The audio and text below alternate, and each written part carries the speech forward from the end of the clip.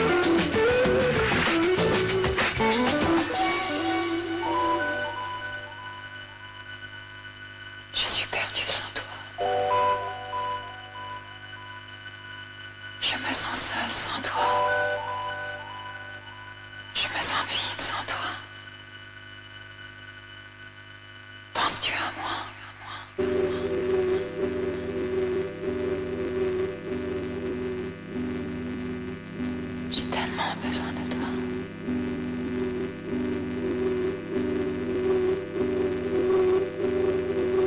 Ça me rend folle de ne pas entendre ta voix.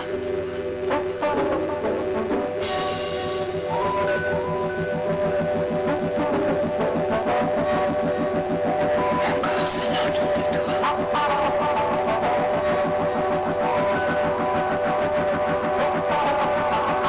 Reviens, reviens me voir.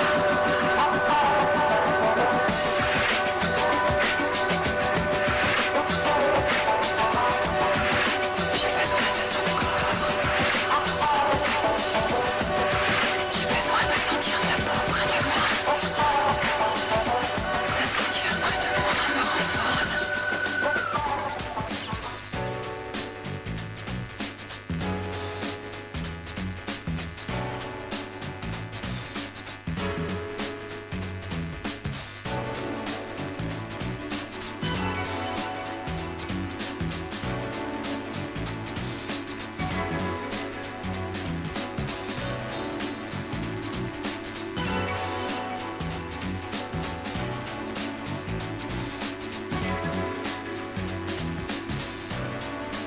I know you don't know me. You're afraid to take a chance, but I will bridge the gap between us. Come on, let's begin the dance.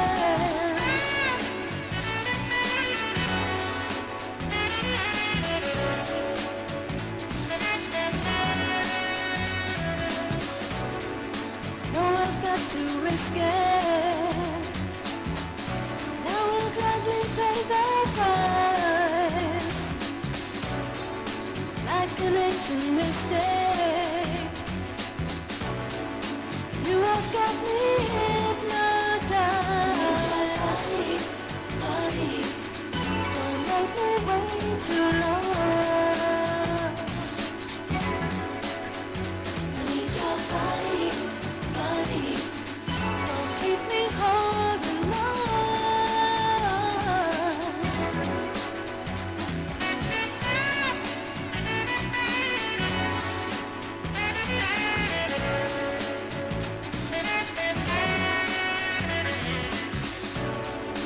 Put your heart in my head. Now we'll treat it tenderly. You are from a distant land, but you can find a home in me. Body, don't make me wait too long. I need your body, don't keep me holding on.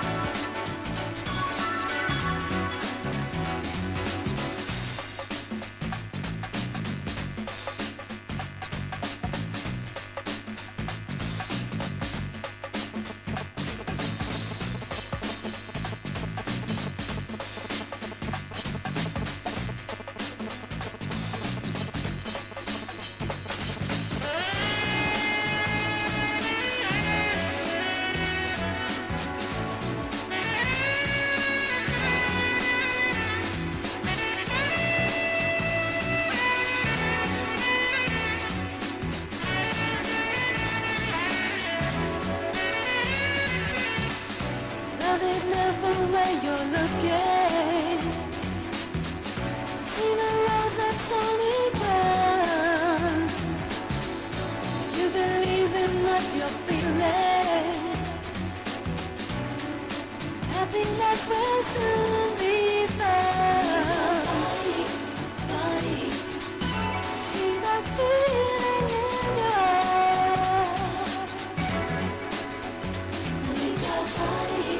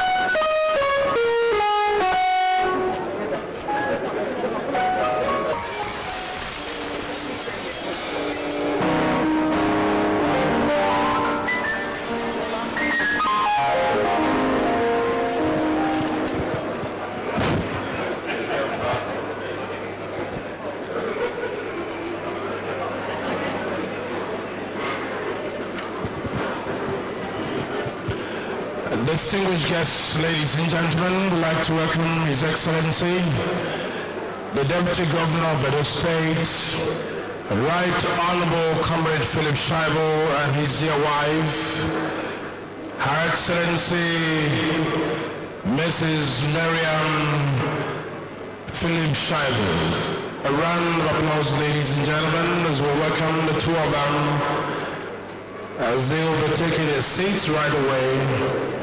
We'd like to appreciate His Excellencies, the Deputy Governor and his dear wife. We'd also like to recognize major stakeholders in this event, Alaghodaro 2020, the Edo Summit, put together by Edo State Government of Nigeria, being the fourth in the series. We'd like to welcome captains of industries that are already here this morning. We'd like to welcome the participants from all walks of life to the Edo Summit. Particularly, we'd like to appreciate a few persons that have come since morning to be part of this event. I'd like to recognize very quickly the State Chairman of PDP, People's Democratic Party, Edo State, Dr. Tony Azimbebe. A round of applause, ladies and gentlemen, for him. I'd like to congratulate you one more time on the victory at the polls. Today, we're still basking in the euphoria of celebration of the very popular victory. Seated very close to him is the State Chairman of the All Progressives Congress, APC, Ansem Ojizwa Esquire. Please, can we put our hands together for him? Now also recognize, ladies and gentlemen, the immediate past secretary to the state government, who has been very strategic in his dealings, who has been very dedicated and committed to the course of governance in Edo State, Osarodio Oge Esquire. He deserves a round of applause. May I recognize a man who believes in equity, justice, and fair play. Ladies and gentlemen, the National President of the Nigerian Bar Association, our own Olumide Akpata Esquire. A round of applause. Thank you. May I also recognize, ladies and gentlemen, the very royal couple here this morning. Scintillating royal couple in this event, being special guests, Mr. Osaham and Princess Mrs. Ikoyere Ewaye Aimiru. A round of applause, ladies and gentlemen, for them. I equally like to recognize all the permanent secretaries of the various ministries of Edo State. The permanent secretaries have been very, very wonderful from the beginning of this whole event, which culminated in the inauguration, the Youth Summit, and today, Edo Summit. Please, can we put our hands together for the permanent secretaries here present? We'd like to thank you for your resourcefulness, for your advice, and for all that you have stood for.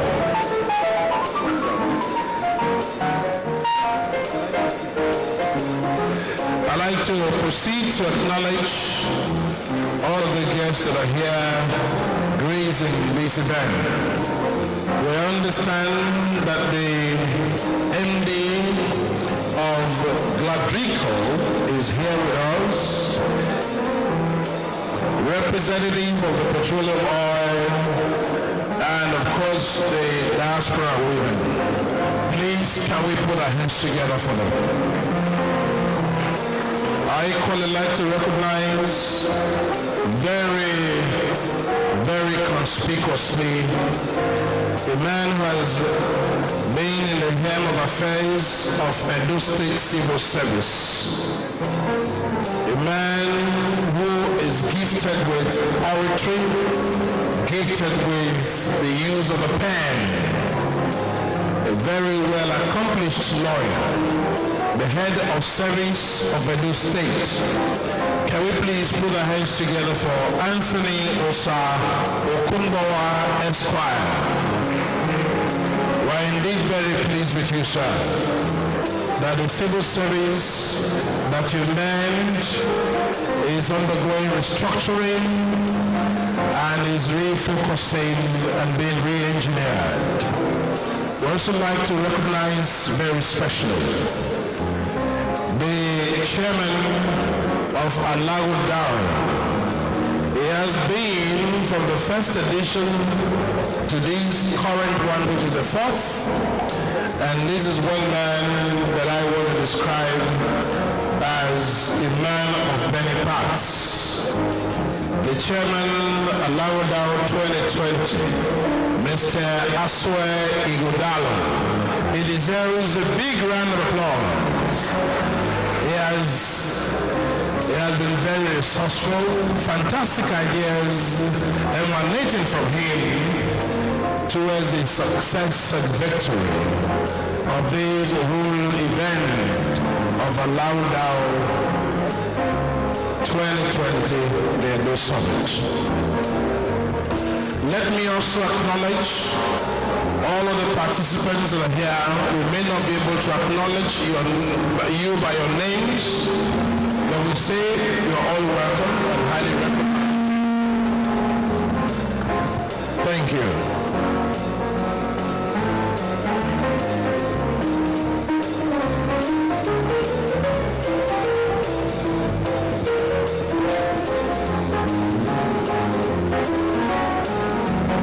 Let me quickly acknowledge the MD of Edo State Public Procurement Agency. He has been following this whole event. Let me acknowledge Mr. Henry Edogun, MD State Public Procurement Agency, Edo State. A round of applause, ladies and gentlemen, for him. Equally, with us at the moment, the State Publicity Secretary of PDP, Mr. Chris Dahikari. A round of applause, please. One man who is renowned in the arts world, well-accomplished artists in Africa, one of the best in Africa, coming from Edo State, Mr. Enoch Obebo. Can we please put our hands together for him? His works speak for him. His works are all over the world. We are indeed proud of you. And let me especially recognize the representative of His Excellency,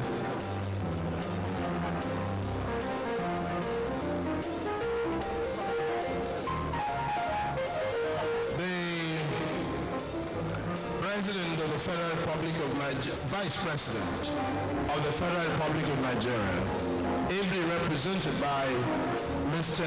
Ndobo Iyamo, Senior Special Assistant to the President on Niger Delta Matters. Please can we put our hands together for him?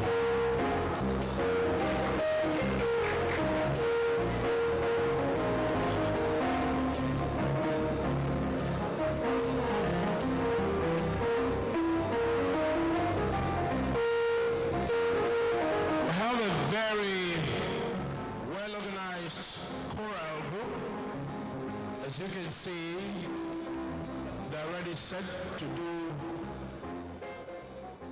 a tip of an iceberg of their performance.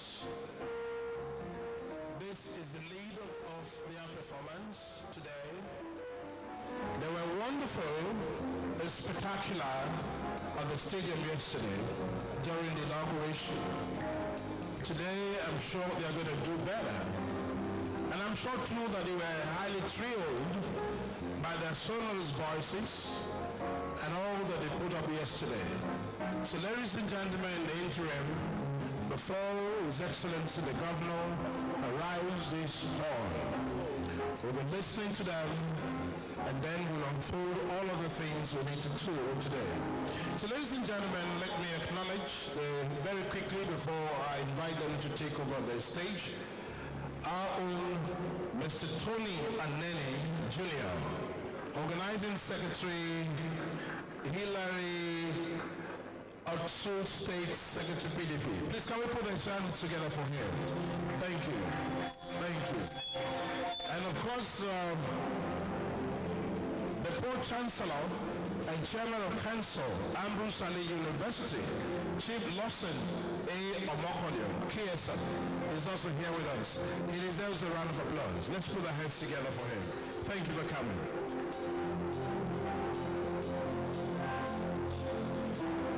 Very quickly, let me acknowledge the presence of Honorable Adekunle Akinlade. A round of applause, ladies and gentlemen, for him. And Right Honorable Nasiru Suleigaro, representing Senator Rabiu Kwankwaso. Another round of applause, ladies and gentlemen. Thank you.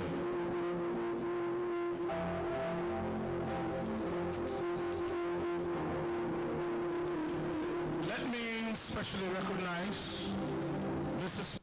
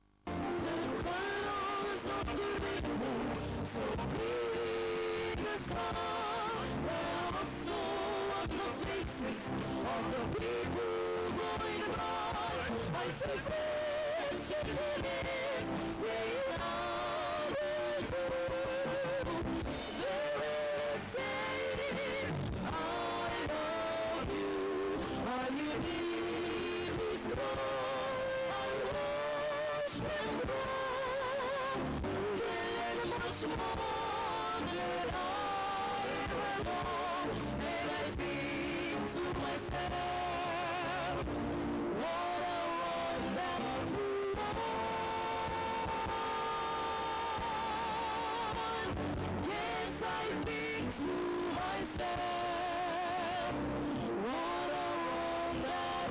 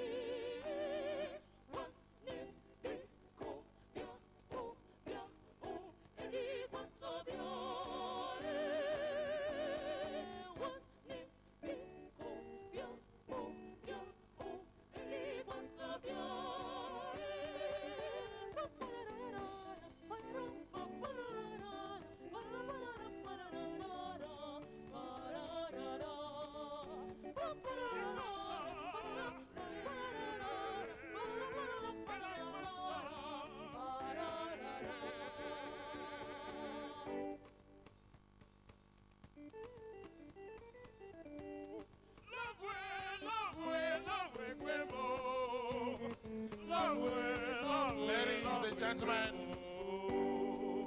we announce the arrival of His Excellency, the Governor of Edo State, Mr. Godwin Noyase Obaseki.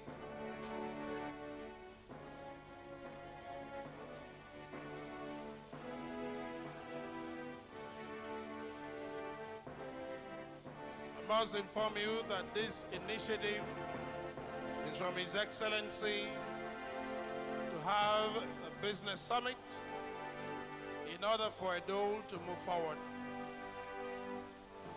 and be great again. Edo,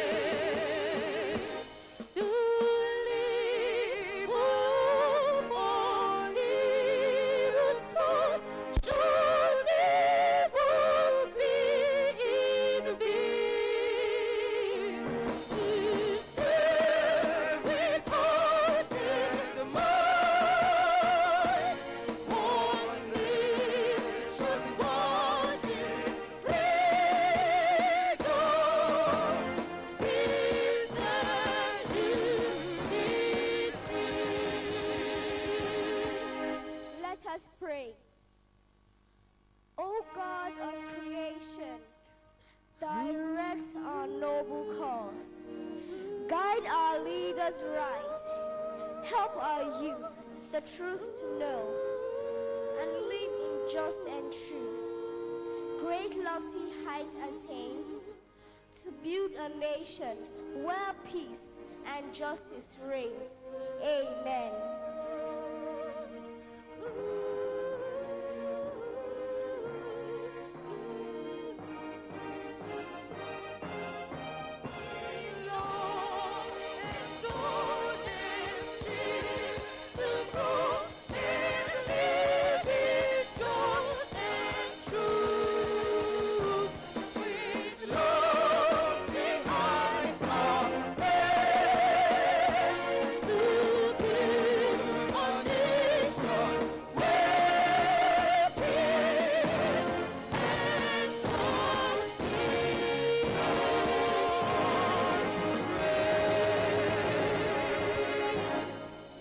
Thank you. A round of applause, ladies and gentlemen. LXS Choral. Edo Anthem. Nation city is calling. Oh, arise, sons and daughters of the land. The king of the city is marching. Stand up high to the pride of the land. The founding fathers are Lagos, and the time to set is now. The glory of the new Edo nation will forever be a bright, beautiful, Edo, glorious Edo. You're the heartbeat of Nigeria, beautiful Edo, glorious Edo. Start us singing over you. You're the land people dream to be.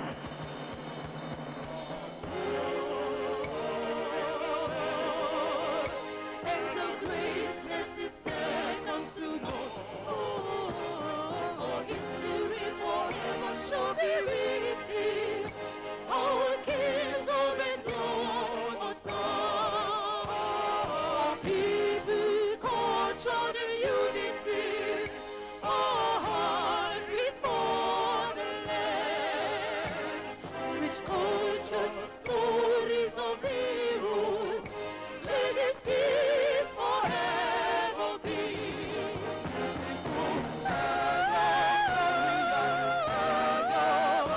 You're the heartbeat of Nigeria, beautiful Edo, glorious Edo.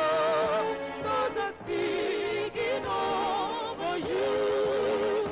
You're the land people dream to be. Edo, glorious Edo. You're the heartbeat of Nigeria, beautiful Edo, glorious Edo. Stars are singing over you. You're the land people dream to be. A round of applause, ladies and gentlemen. Thank you. You may please be seated. Your Excellency, the Governor of Edo State, and Our Excellency, the Mother of the State, Your Excellency, the Deputy Governor, and of course, Her Excellency, the wife of the Deputy Governor, Mr. Speaker and his wife, very distinguished guests, ladies and gentlemen. On behalf of the organizing committee, we'd like to welcome you to 2020 Alaghodaro, Edo Summit, themed Making Edo Great Again, Inclusive Development for a Sustainable Future. At the moment, ladies and gentlemen, the chairman would like to address all of us. Aswe Alaghodaro. A round of applause, ladies and gentlemen.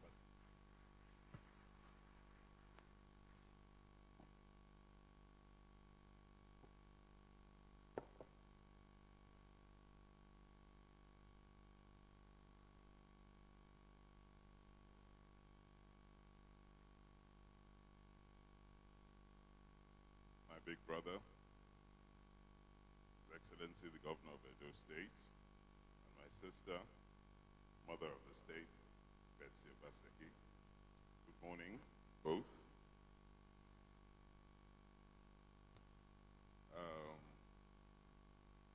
I don't want to use adjectives on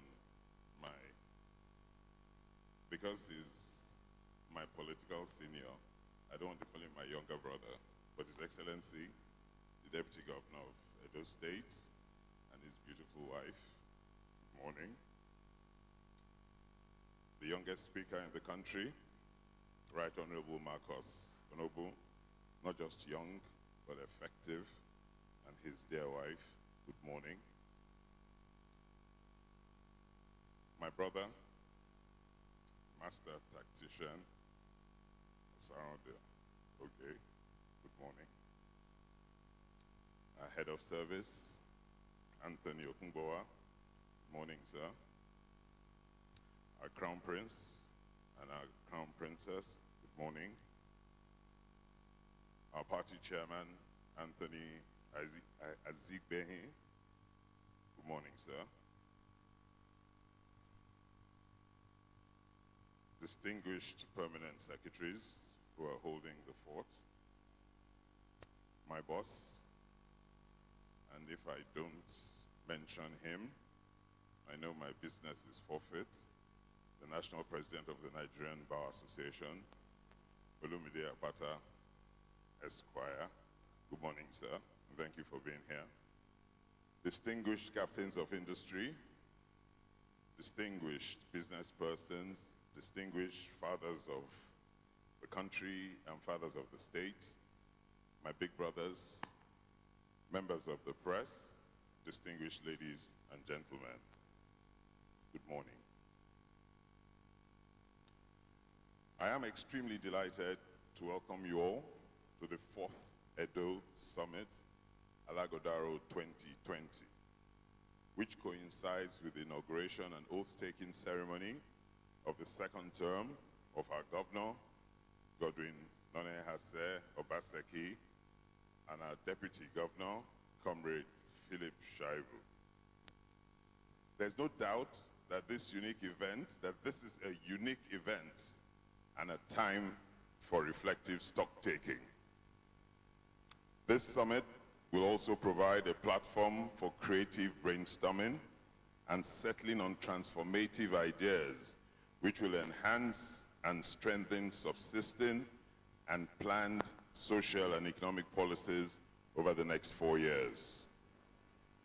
The Edo Summit Alaghodaro enables the public sector in Edo State to engage with private sector leaders, civil society, traditional rulers, and the informal sector on the best way forward to make Edo State an economic power and best place to live in the shortest possible time.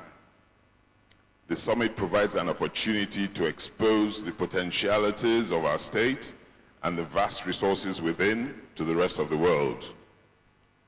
All our 3 previous summits have produced strong, well-articulated recommendations to support government in its development agenda. The implementation of some of these key recommendations has shown the unwavering will of this administration to accommodate varied views and best 21st century ideas in achieving a progressive and consolidated economic, infrastructural, and human capital development of our state. Consequently, the Alaghodaro Summit is now one of the best attended summits in Nigeria because of the impact of its implemented recommendations in repositioning Edo State as one of the top 5 sub-national economies in Nigeria within 4 years. Our expectation, considering our pace of development and the promise of our governor, is that Edo State will be the #1 sub-national economy in Nigeria by November 2024.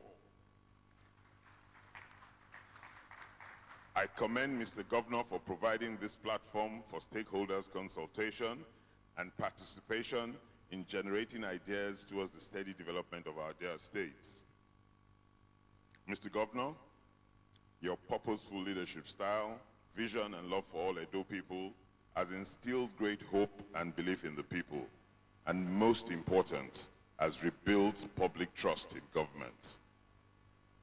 The theme of this year's summit, Making Edo Great Again, Inclusive Development for a Sustainable Future, has been carefully chosen in line with Mr. Governor's campaign promises, with the aim of consolidating on the economic and social development in the state in his first term. A major objective of this year's summit is to reawaken the inherent spirit of greatness and creativity in the Edo people, which is evident in our rich heritage, history, and culture. From the 11th century to the latter half of the 19th century, the Benin Kingdom was then one of the oldest, most powerful, best governed, most creative, and developed kingdoms in Africa. Mr. Governor will unveil the specific focus of his economic and social agenda during his second term in office and reiterate his determination to harness the potentials of Edo youths and further utilize the immense capacities of our women in repositioning Edo State as an economic superpower and the leading subnational on the continent of Africa. Mr. Governor and his team intend to create an Edo State where life and property will be secure, truth and justice shall reign, where no one is oppressed, no man or woman is left behind, where we have first-class education and health facilities, where everyone who wants to work is proudly engaged, an Edo that rediscovers its cultural heritage, an Edo State that truly becomes the industrial and technological heartbeat of this nation. This year's summit theme is very apt considering the painful and retrogressive effects of the coronavirus pandemic, the consequential lockdown in response to this pandemic, and then the loss of lives and major damage to infrastructure during the recent riots. 2020 has indeed been a most painful and difficult year. A year such as we've never seen nor experienced in living memory, and which I pray to the Almighty we shall never see again. The damage caused by this year will lead to a negative growth rate and severe economic contraction by at least 5% by year end, which is really disastrous. However, the outcome of the recent Edo elections has been the single game-changing ray of light in an otherwise excruciating year. Against all the odds, the will of the Edo people was manifestly sustained.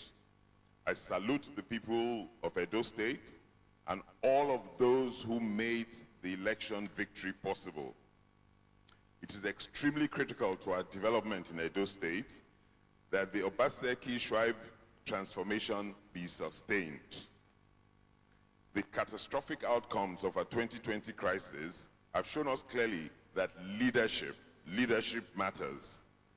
Countries and states with focused, selfless, imaginative, and hardworking leaders coped much better this year than those who don't have.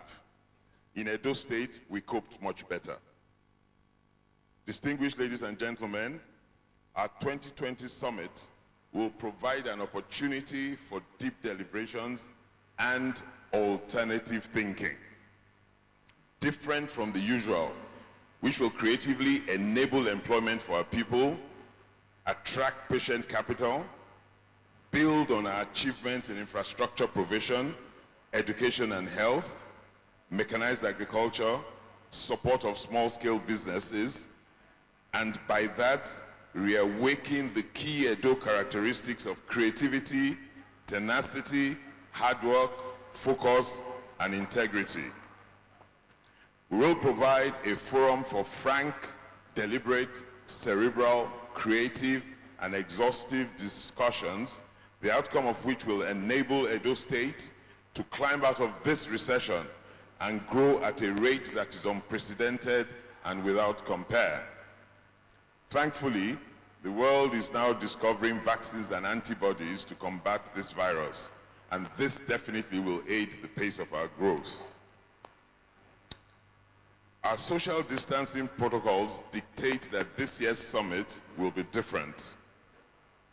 It will be the first hybrid summit where, apart from those of us in this room, the majority of participants are joining us virtually. I know that this will not reduce the quality of participation in any way, and that those joining us virtually will take full advantage of the features of their laptops and devices and iPads. The agenda of today's summit will include a tone-setting and visionary speech by His Excellency Governor Godwin Obaseki, which will be followed by a keynote address by the award-winning Ghanaian British architect and one of the leading architects of his generation, Sir David Ajayi, OBE. Sir Ajayi is known to combine artistic creativity with a strong ethos for community-driven projects. Sir Ajayi will join our panel discussion and share his perspectives on urban regeneration and renewal as key imperatives for sustainable development. Our panel discussion will focus on rediscovering the greatness of Edo from an economic, cultural, historic, and tourism perspective. Thereafter, our Deputy Governor, Comrade Philip Scheib, will give a closing overview. On behalf of His Excellency, the Governor of this great state, I extend our sincere appreciation to our friends, investment partners, resource persons, traditional rulers, religious leaders, political leaders, youths, delegates, and everyone that has contributed either directly or indirectly to this summit and all of our previous summits, and who have contributed to the achievements so far recorded in the development of the Edo State of our dreams. We're grateful to you all for the great sacrifices and substantial contributions that you have all made and continue to make. I'd also like to thank most sincerely all of the members of the organizing committee appointed by Mr. Governor.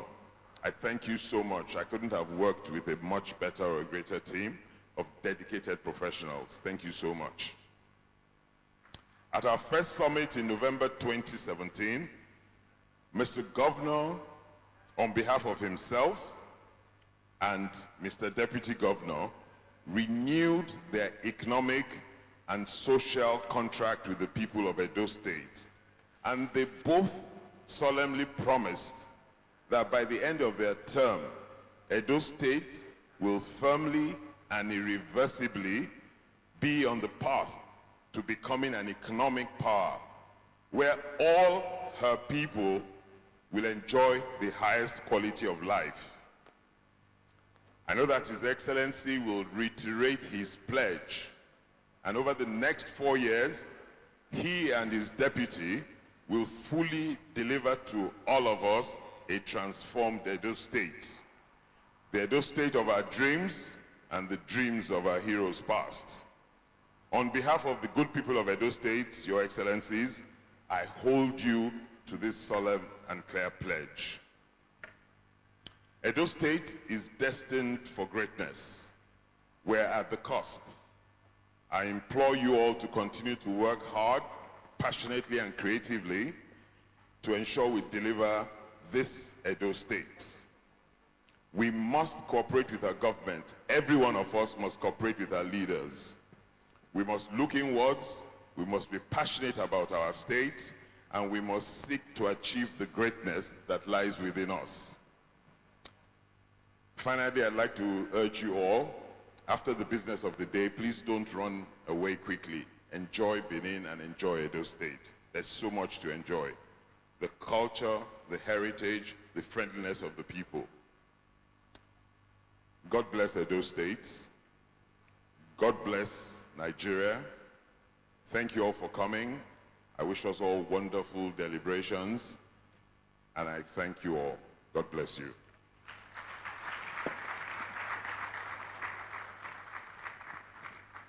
Mr. Alaghodaro deserves another round of applause. Excellent speech. Thank you very much. Thank you. About now, Your Excellencies, distinguished guests, ladies and gentlemen, we're going to be watching a documentary set in the scene, the mega story. And this documentary elicits a lot that you need to know.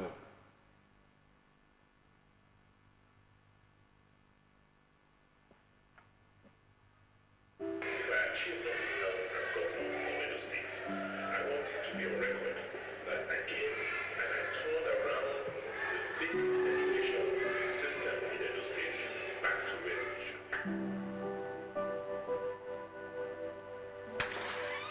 be. There you are.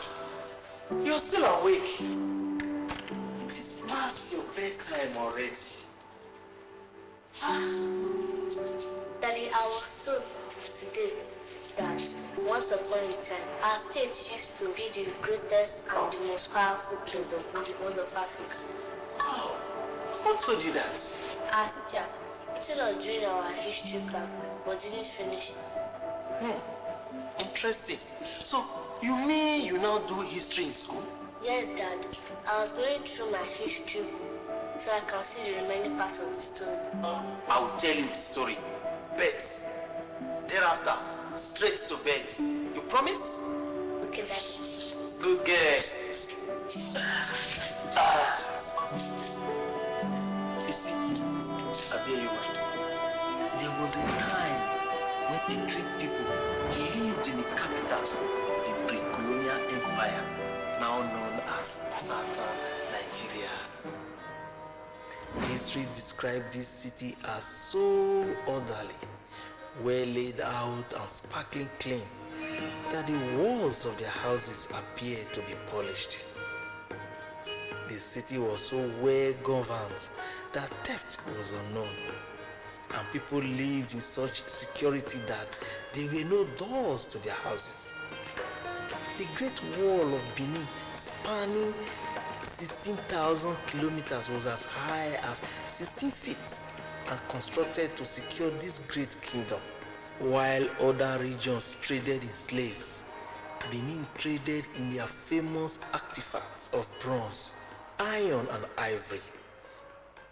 So, Dad, who changed it? Sad, my daughter. Very sad. See, in a bid to control the trades and wealth of the land, the British invaded our kingdom and deposed our Oba. They destroyed our land and carted away with hundreds of thousands of art pieces. Some are even now being displayed in museums around the world. After a while, things started to get better. Our leaders slowly began to rebuild the state, and in 2016, God sent us a man with a clear sense of history and purpose. A leader who worked tirelessly to reset Edo, who laid the foundation for better education, healthcare, security, housing, infrastructure, our institutions, and our economy. Wow, so Daddy, is everything not perfect? Not yet. See, Godwin is taking us back to our past glory and building us a future that is very great. A future that offers pathways to prosperity based on productivity. And our politics is focused on delivering the best for all our people. A future that is built on innovation and resilience, where we become the economic hub of southern Nigeria. A future where the best technology and people run our public healthcare systems, and our children are so well educated that they compete globally. A safe, secure future built around well-planned towns and cities, where our streets are lit from the electricity that we generate. That restores the greatness of our people and reclaims our reputation as the cradle of culture and artistic excellence. But how will that happen? Don't worry, my daughter. See, Godwin is here, he will explain everything by himself.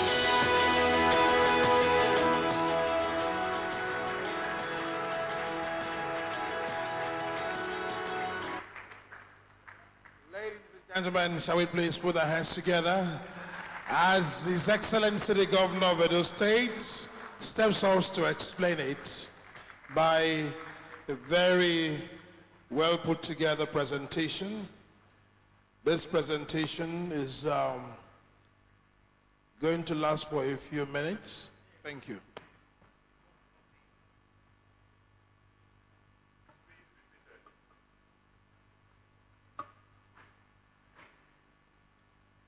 Your Excellency, First Lady of Edo State, Mrs. Betsy Obaseki, Your Excellency, my brother, the Deputy Governor of Edo State, and his lovely wife, Miriam Schreibel, the Speaker, Edo State House of Assembly, the Right Honorable Marcus Onobun, and his amiable wife, the State Chairman of the People's Democratic Party, Honorable Anthony Ezedeme, the State Chairman of the All Progressives Congress, Barrister Jeswa, members of the National Assembly who are present, members of the Edo State House of Assembly, senior government functionaries. I acknowledge the Chairman of the Nigerian Bar Association, Mr. Oluwapata, and also the Crown Prince of the Benin Kingdom. We have a special guest who will be introduced shortly. He is Sir David Ajay. This morning, I am going to attempt to explain to Abiyayiwa and her father, and also millions of Nigerians and Edos, where we are going to as a people, and what our agenda of making Edo great again is all about. Can I have the presentation? As the chairman of the summit said in his introduction, the coronavirus pandemic has changed our world. Life on earth will not be the same again. Over 1 million people globally have died as a result of this pandemic. But for us in Nigeria, it's even more devastating. Yes, we have less than 65,000 people who have died today from the pandemic. But that is even worse than the economic effect that this pandemic has cost.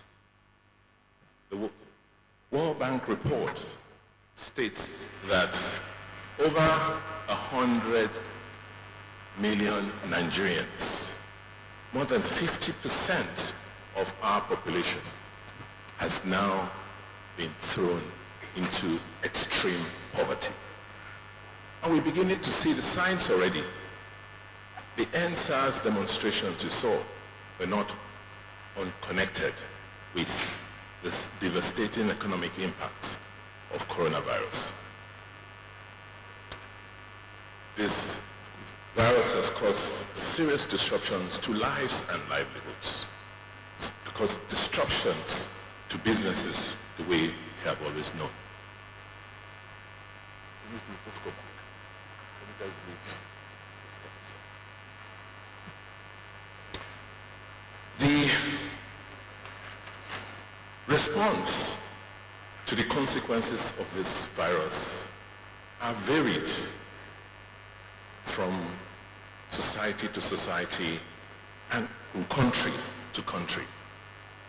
But what is clear, and as was pointed out in the introduction, is that only those countries, only those states that are organized, that can turn this crisis into opportunities. Because in every adversity, there is usually an opportunity.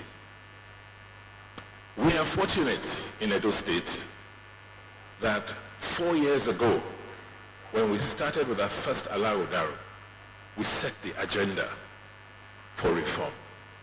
You pushed us, you challenged us to reform our states and our state systems. And that has given us a head start.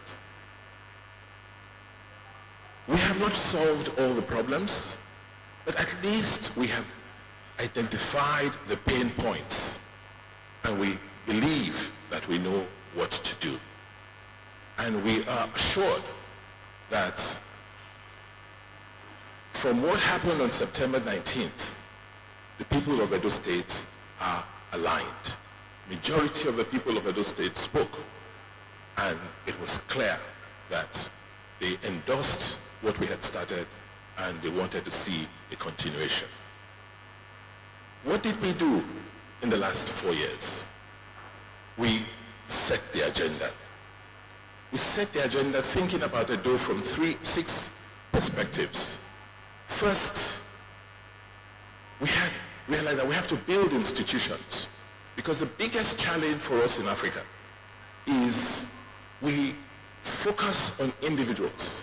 We want to build individuals and not institutions, forgetting that individuals will come and go.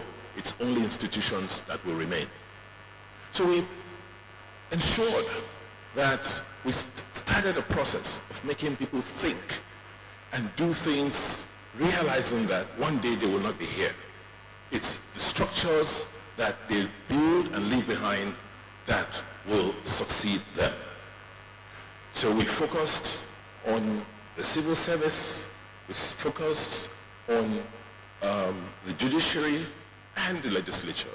Let's even begin to clean up the structures that represent these institutions. We also realized that it's all about the economy. If we're not producing and people are not earning, then there will be misery and unhappiness in the land. And fortunately for us as a people, we are so blessed, we're so endowed with much more resources than we deserve. We have some of the best ecosystems in terms of ecology in West Africa. We have one of the best water aquifers. We have the largest onshore reserves of gas. So whether it's resources to produce food, we have. Whether it's resources to produce energy, we have. We have one of the most lush rainforests. So putting all of this together with our people, it will be our fault if we don't build the strongest economy on the subcontinent. We also set the agenda for social development. It's about people, and it's about training people to do what they ought to do. It starts with education. And so we spared no stone unturned in focusing on education. And we are happy and proud to see the largest component of our budget spend is on education. We have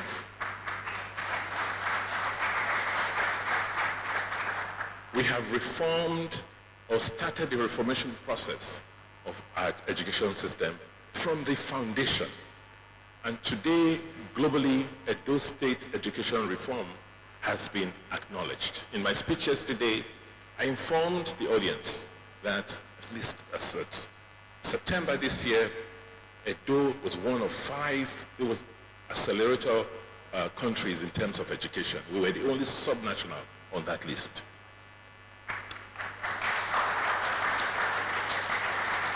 We've also started a fundamental reform of our healthcare system. As if we knew that coronavirus will hit us and we would not be able to travel out for medical care outside. We started rethinking healthcare, understanding that healthcare is not about building hospitals. It's about developing an entire chain. It's about fixing your primary healthcare system so that when people engage with the healthcare system at the very base, you pick them up immediately. You can pick up diseases early at that point and then refer them to the rest of the system for treatment. It's about training and retraining your healthcare workers. It's about ensuring that you expose your workers to current research. It's about making sure that you have a system that does not make people afraid to go and seek medical care because they don't have money. They don't have money in their pockets. By putting in a health insurance program in place so that we can pay for our healthcare system. So it's about our people.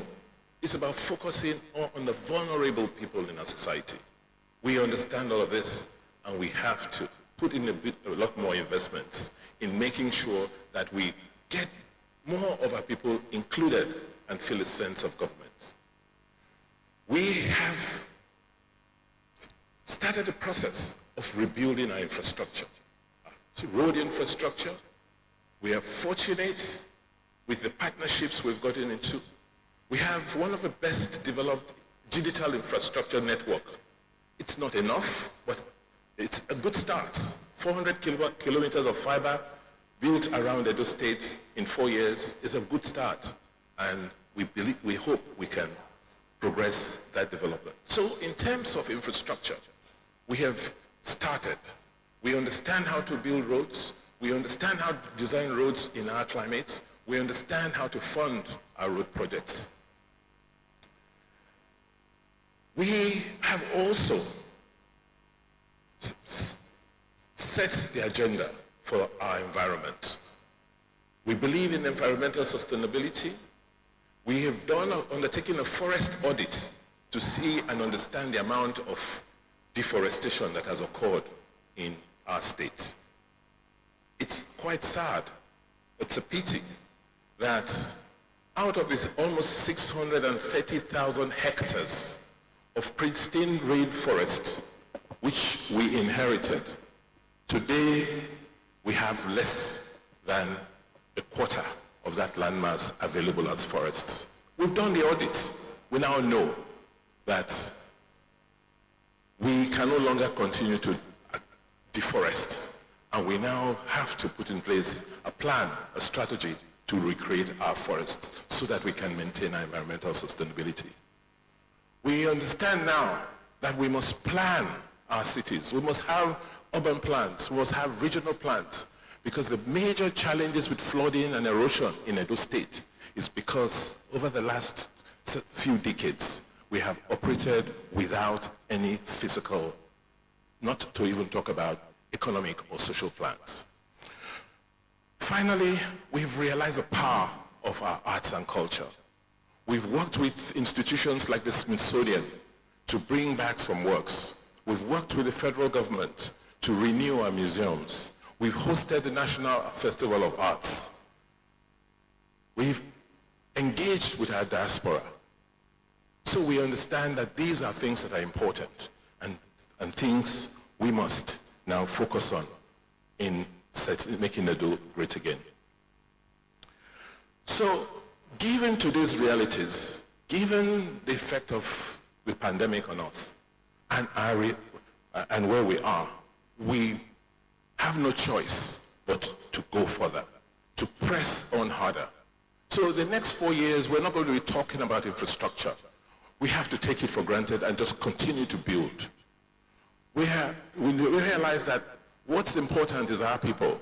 We're not going to go back on the reforms we started in education. If anything, we're going to complete the process of training the teachers that will train our children. What we need to do in the next 4 years, and what we are going to be emphasizing, is to strengthen the public sector and its institutions. Because as politicians, we can promise everything. We can promise that we'll bring moon to bring moon to earth. Yes, that's what we're trained to do as politicians, talking in a pulpit. But who will make these things happen? It's the bureaucracy. It's the public sector. It's the civil service.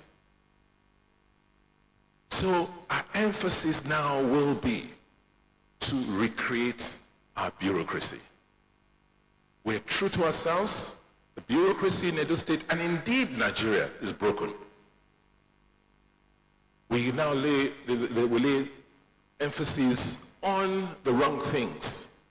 So for us in Edo, we are going to leapfrog our public service. We have already built the infrastructure. We're manning our training center where we will train public servants. And in the next 4 years, we're going to roll out a world-class public service.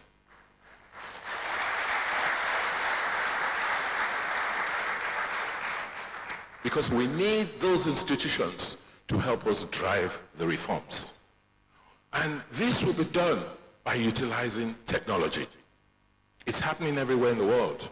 I want to be the last governor in Edo State that will treat only physical files.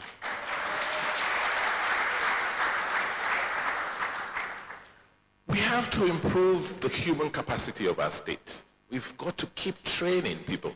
We've got to make sure that our people are prepared to work. You can't say there's no jobs. No, there's enough work, but we have not succeeded yet in preparing our people to work and take advantage of the opportunities around us. We want to expand our economy, and that's why we've invited most of you here today. We're fortunate that we have power, we have energy, we're building electricity grid and network, and we're building infrastructure. So the ingredients to drive industrialization, the ingredients to drive services are in place. And those will be our focus. Not talking about them, but just doing them. Very dear to our hearts will be our environment. We must now plan our environment. If our forebears planned where we live today the way they did 600-700 years ago, when they did not have the privilege and opportunity of the technology we enjoy today, we have no excuse. We have absolutely no excuse to live in our cities the way we do. We should, as a generation, we should be ashamed of ourselves. And the goal of the next 4 years is to turn that around. So urban renewal and urban planning is critical. And then lastly, what the pandemic has taught us is that at the end of it all, you are responsible for yourself. The pandemic says, you know what? Maintain your lane. Stay in your country. Keep your distance. Do your own thing. So, as a people, we have to first know ourselves, know who we are, know what makes us Edo. When we say Edo is not somewhere else, we have to now tell people what Edo is.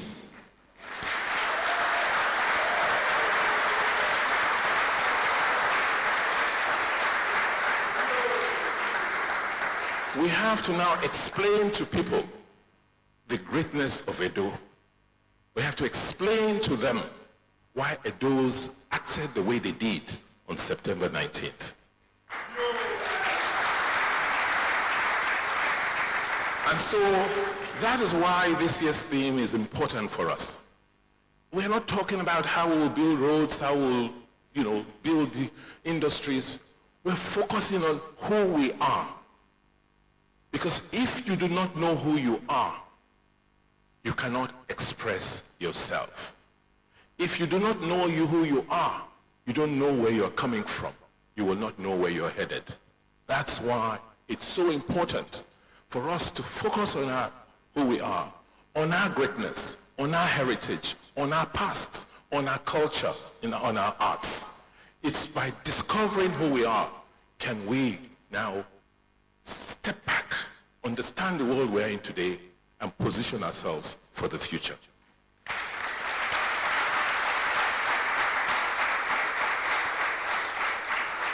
And so that's why the next 4 years will begin with us leveraging on one key strategic advantage which we have, which is our arts, our culture, our location, and our land.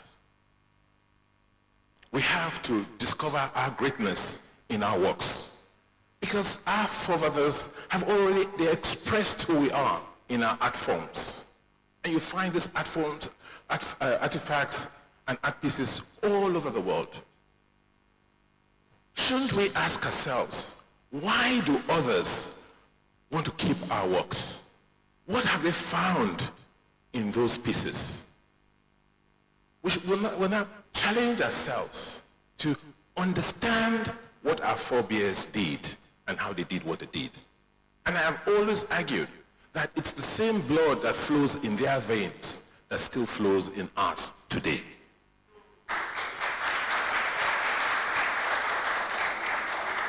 So the goal for us to reinvigorate our past so that we can create a sustainable future for our children.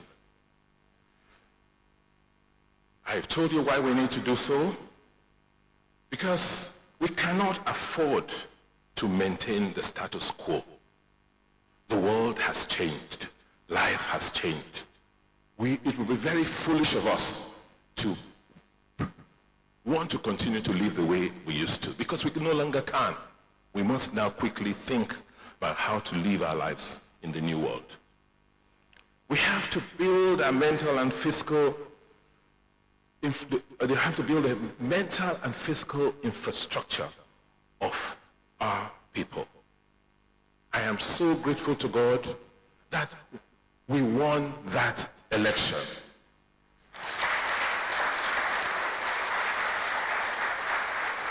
Because we were challenged.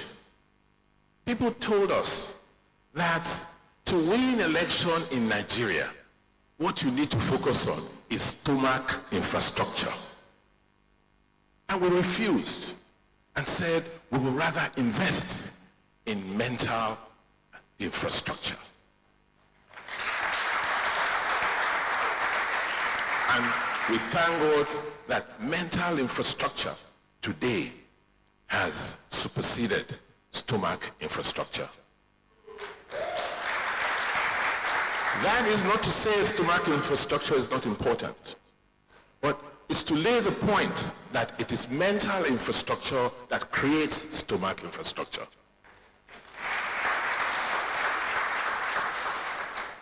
Let's now focus on how are we going to do this.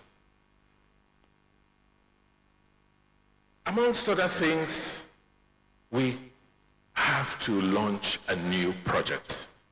And that is what I'm here to do today with my colleagues. That's why I'm so excited that we have Sir David Ajay in the house today. Because this morning, we're going to be launching the historic Benin project. This project will help us reconnect our past glory to to our present realities so that we can now determine for ourselves how to sustain the future of our people. Ladies and gentlemen, it gives me great pleasure to this morning launch the historic Benin project.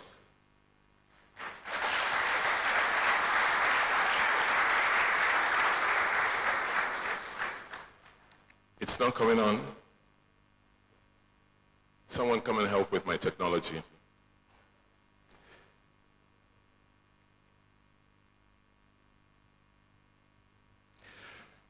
The Historic Benin Project is in partnership with the Legacy Restoration Trust, the British Museum, the Palace of the Oba of Benin, the federal government, Edo State government, and other stakeholders. The Historic Benin Project will talk about and encompass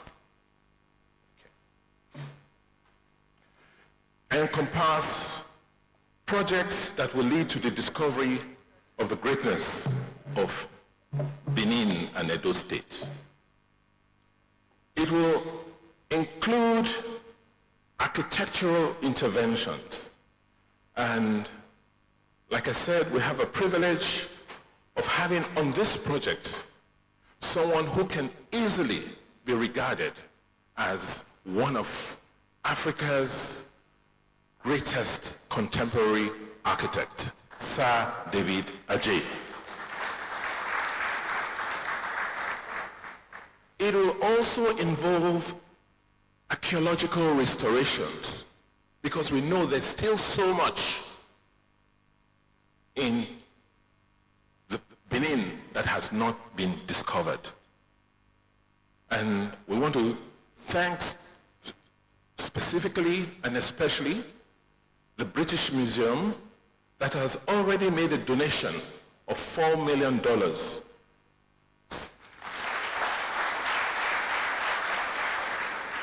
for the archaeological project. It will involve urban regeneration and urban renewal. Because if we are going to create a kind of visitor experience, we want to attract the quantity and quality of people to enjoy our state, to see all these great reforms we've undertaken, then we must make the state look beautiful. So the steps we have taken to date is to establish an independent trust we call the Legacy Restoration Trust. This is important because we're going to be raising large sums of money globally for this project. We have already received commitments, but from my experience as an investment banker, what investors want to see is transparency. They want to see clarity as to how the monies they have invested it will be spent. And that will be the responsibility of this trust, which will consist of board members locally, nationally, and internationally. We have, like I said, began the work with the British Museum and the National Museum of the British Museum and the National Museum and Monuments to scope the work that needs to do in terms of the archaeology and research that needs to be undertaken. The last archaeological work that was done in Benin was done in 1950. If you look at other civilizations, whether it's in Egypt, across the continent, the works they've been archaeological discoveries in the last several decades, but we haven't done so in almost 70 years.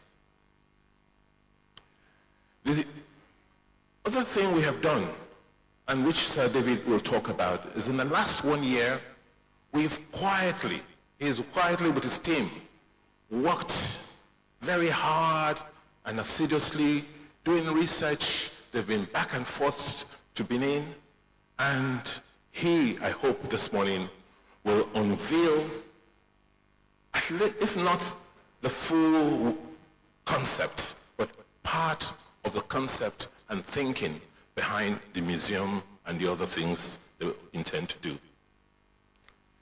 That's just a snapshot of the world-class museum which we intend to build, and by the grace of God, by the time we are leaving office on November 11th, 2024, this project should be far developed, if not totally completed.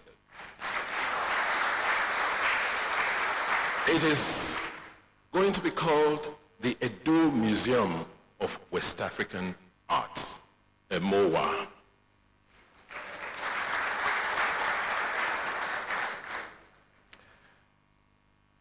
I'll let Sir David talk about the impact and the imperatives for this project.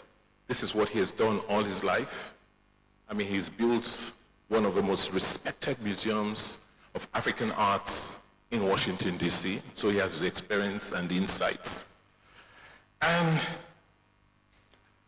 all that is left for me to do now is to reassure you that as your government, we are going to focus on a full complement of development.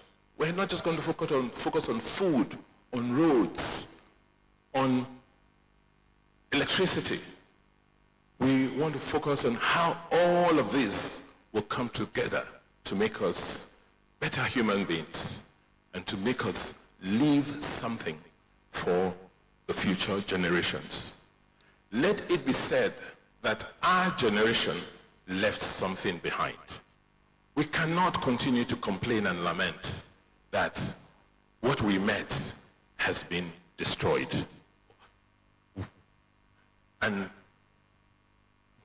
believe that we were not culpable in bringing ourselves as a country to where we are today.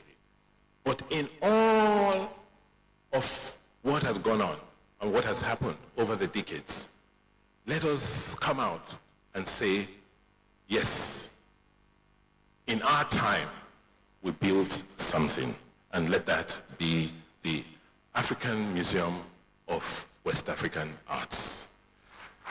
Thank you.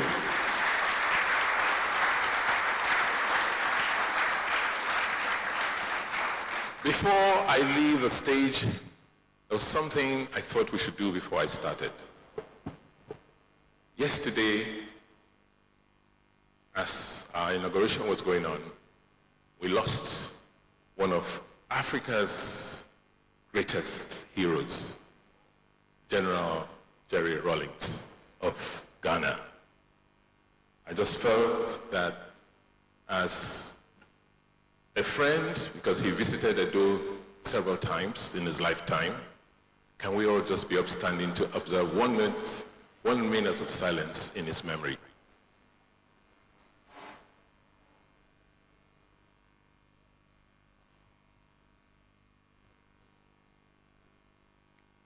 May the soul of late General Jerry Rawlings rest in perfect peace.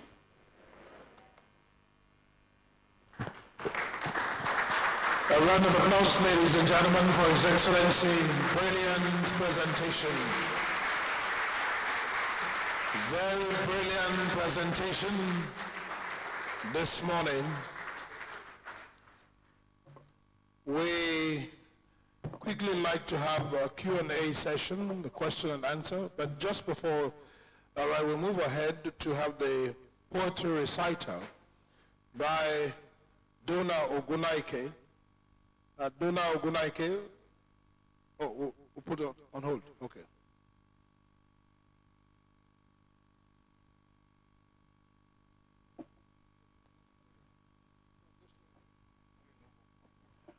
All right, we're battling with time, and we want to quickly move ahead and take the keynote presentation.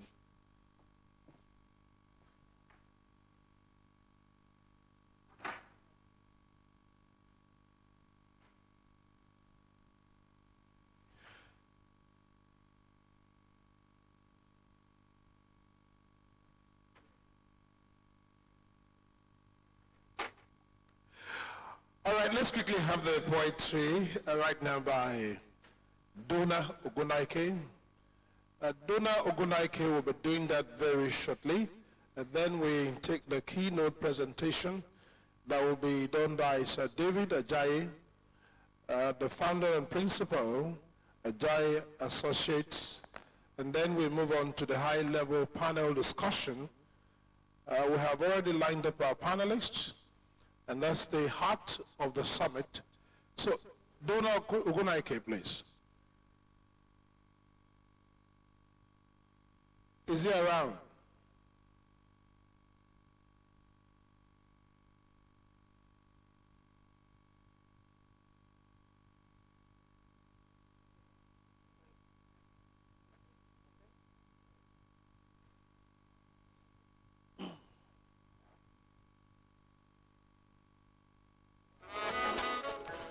All right, very quickly, let me acknowledge our distinguished honorable members who accompanied Mr. Speaker to the summit. Honorable Ojezele Sunday, Deputy Leader, please can we put our hands together for him. Honorable Aluwosele Ephraim, Deputy Whip of the House of Assembly. Another round of applause. Alhaji Omogbai Aodu is the Clerk of the House, and Honorable Blessed Agbebaku, the Chief of Staff, another distinguished member who was a member of the House before, but now the Chief of Staff. Please can we put our hands together for him? Thank you. Of course, let me recognize one more time the Crown Prince of Benin Kingdom, Crown Prince Zeleka Ewai. A round of applause, ladies and gentlemen. Thank you for coming. Of course, the representative, the Senior Special Assistant to the President, Usaitin Gobadia, is also here with us. Please, can we put our hands together for him? Thank you. Dr. Godswill Ihetu, Chief Architect Duboye Graham Douglas, His Excellencies and Lords. Please, can we join our hands together for them? Chief Architect Duboye Graham Douglas, thank you. Dr. Grace Okudu, retired AIG Nigerian Police Force. You're also welcome to this event. We appreciate all of you for finding time to be here. And very quickly, Dona Ogunaike will be doing poetry recital.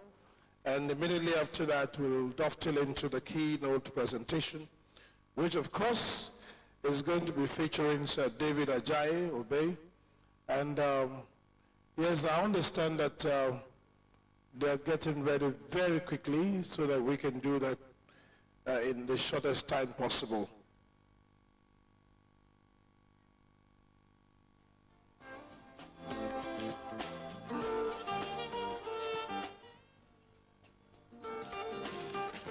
Let me welcome to the summit the Obaseki Shaibu Support Group, OSSG Edolites in River State. They have been our ambassadors in River State and they have done us proud. Can we please put our hands together for them? Obaseki Shaibu Support Group. Thank you. All the way from River State. Thank you. Thank you. I'm sure Dona is ready.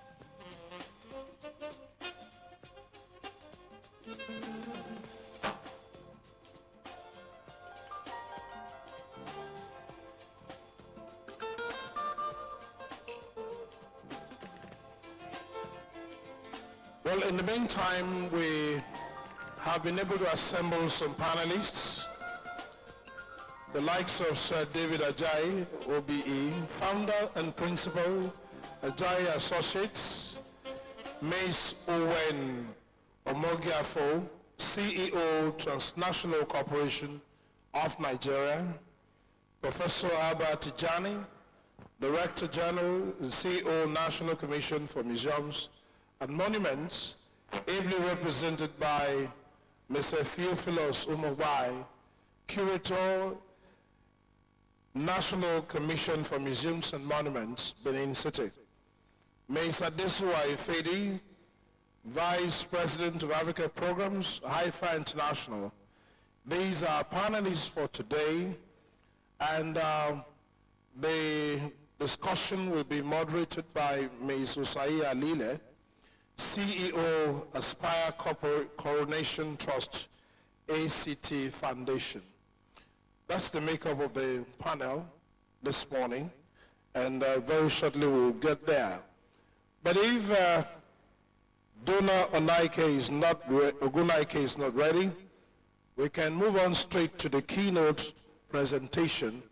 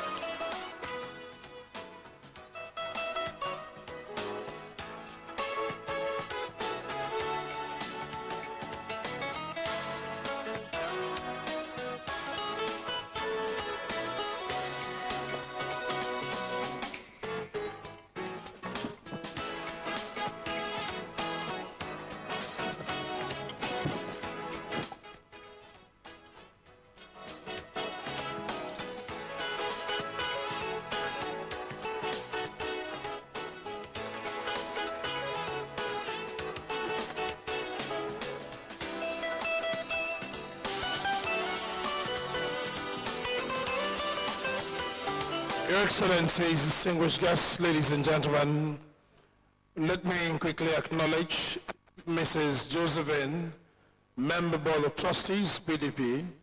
Please can we put our hands together for her. Of course, Dr. Sonny Ihetu is also here with us. Chief Duboye Graham Douglas, another round of applause. Mrs. Ihina is also our special guest in this event. Can we please put our hands together for her? Dr. Mrs. Grace Okudo, retired AIG, Nigerian Police, we also like to welcome you. Pastor Itwa Igodalo, Senior Pastor, Trinity Church, Lagos. I'd like to welcome you to Edo State. Can we please put our hands together for them? Thank you. Thank you.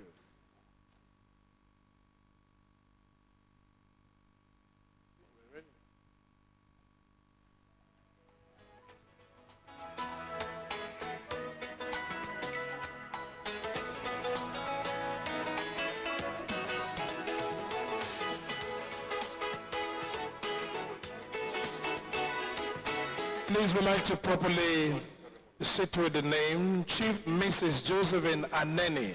Another round of applause, ladies and gentlemen.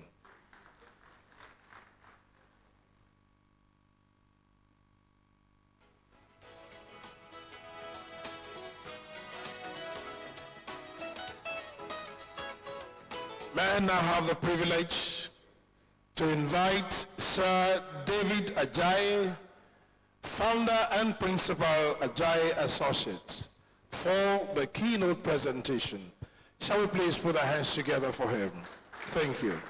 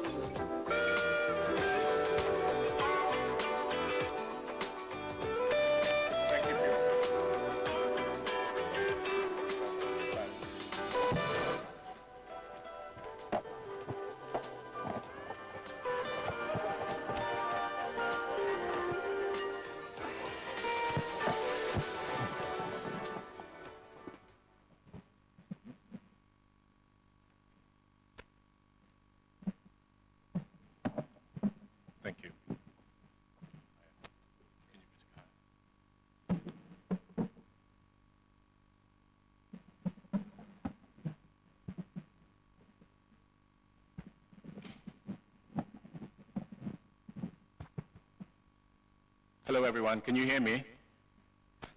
Thank you so much for your patience. I'll just start.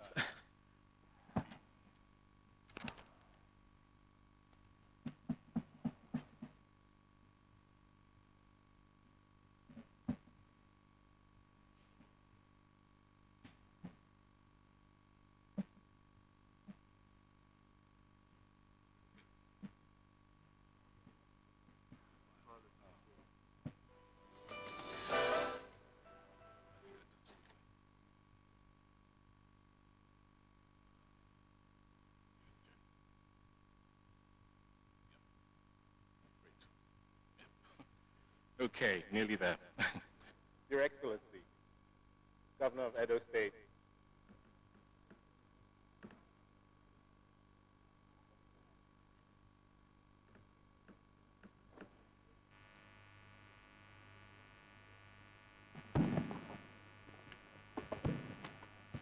Sorry. Hello, everyone. Sorry. Your Excellency, the Governor of Edo State, Your Royal Majesties, the Crown Prince and the Princess of Benin, members of the Commission of Museums and Monuments, members of the Benin Dialogue Group, honorable ministers, all protocols observed, distinguished ladies and gentlemen, thank you for your patience. Good morning. I'm so honored to be in your great state and to share the work that we have been doing with the various groups that I just listed to really imagine what we believe will be a transformation of the idea of museums and city in Africa. And your state, which is the state which birthed the greatest civilization, akin to all the great civilization of our human civilization. And I mean that in no small measure. We'll finally start to have the acknowledgement after this lull of its history, to celebrate and to pass on its incredible heritage and knowledge to future generations, to learn from and to move into the future with confidence, as His Excellency the Governor has stated. This is just for those of us who need a frame, but essentially there are many small institutions in West Africa, but really to understand the importance and power of what the Edo State, what the Benin Kingdom achieved, is to really see the ripple of it throughout West Africa.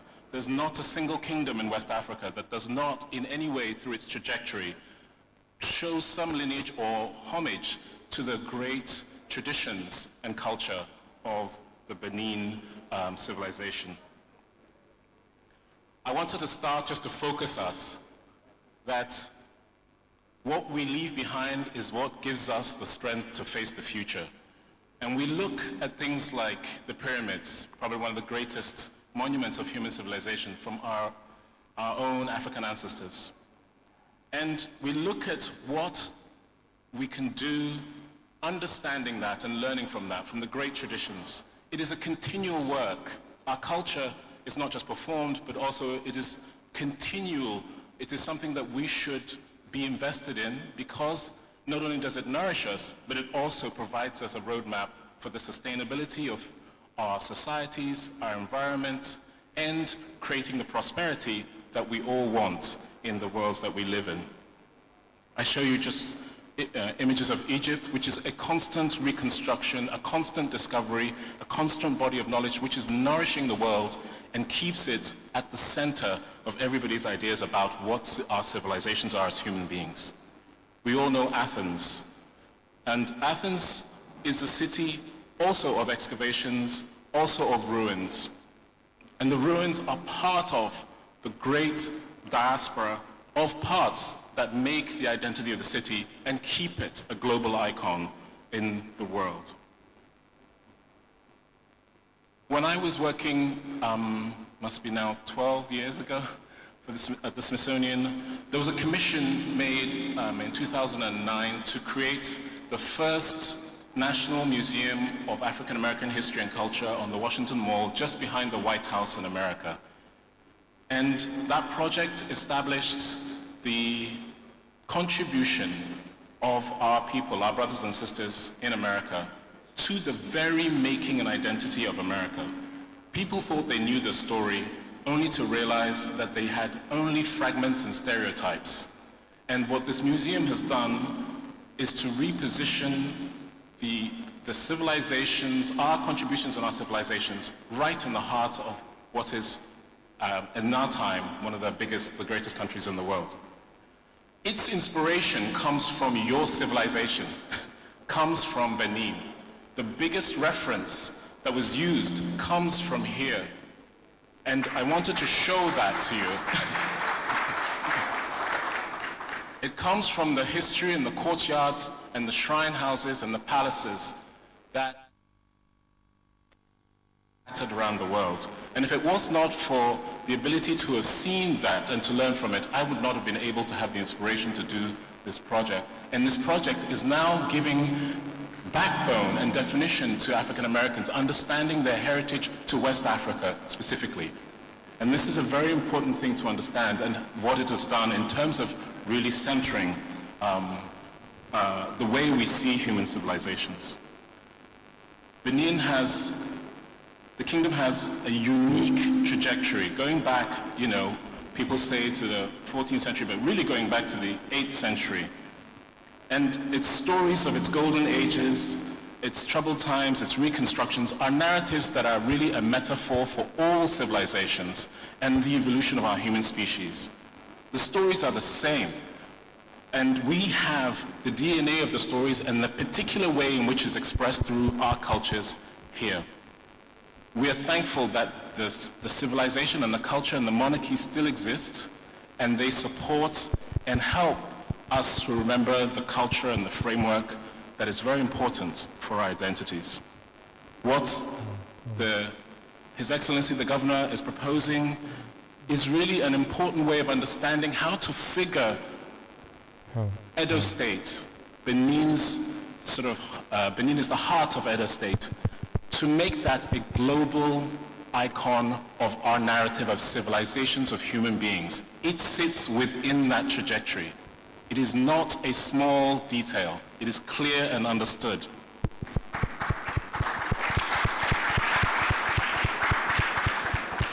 It takes an incredibly sophisticated civilization to make incredible works of art that celebrate who they are and where they have come from and where they're going, and their conquests and their stories, and to immortalize them in bronze, to immortalize them in timber, to immortalize them in ivory, to immortalize them in ceramics, to immortalize them in corals, in leather, in textiles.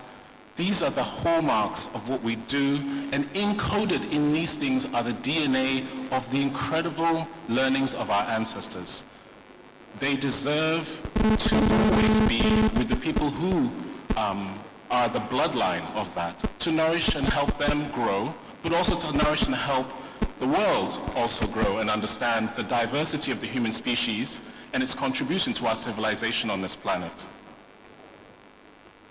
The rupture that happened from that raid and the sort of destruction of the city is something that's unconscionable and something that is a blight on human history.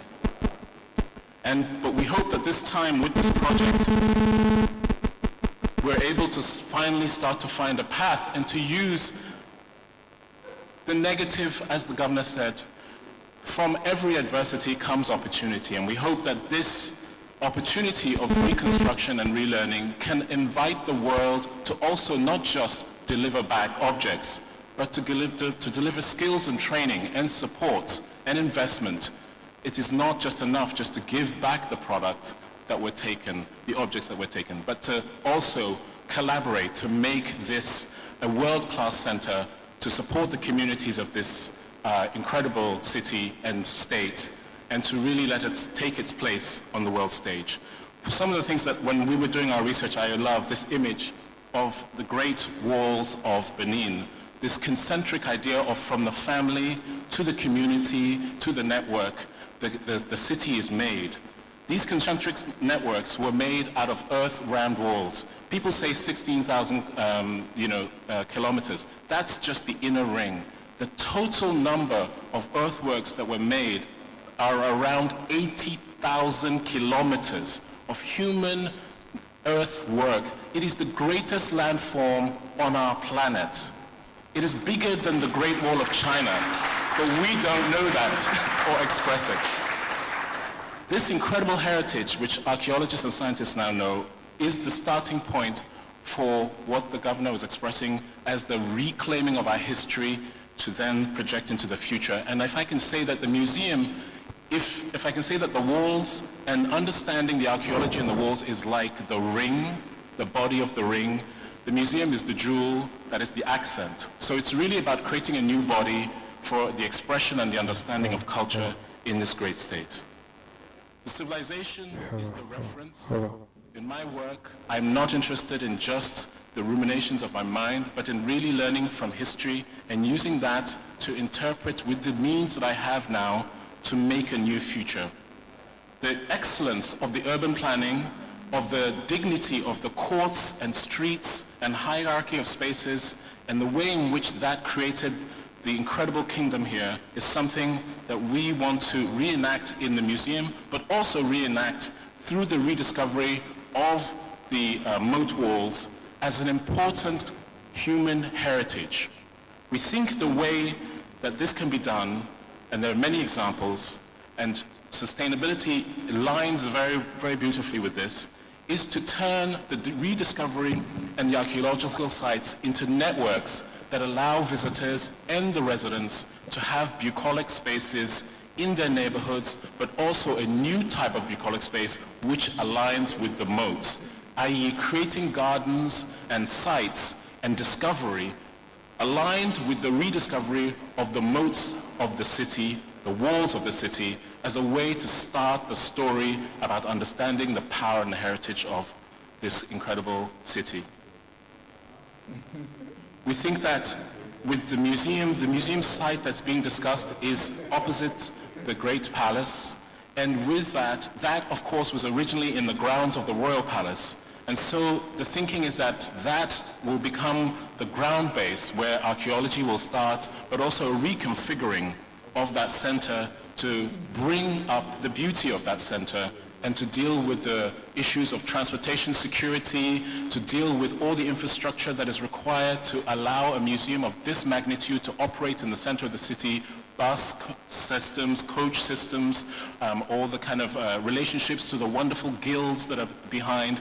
All this is being coordinated so that we can reimagine the center as a fitting world-class core, monumental core of your city, befitting.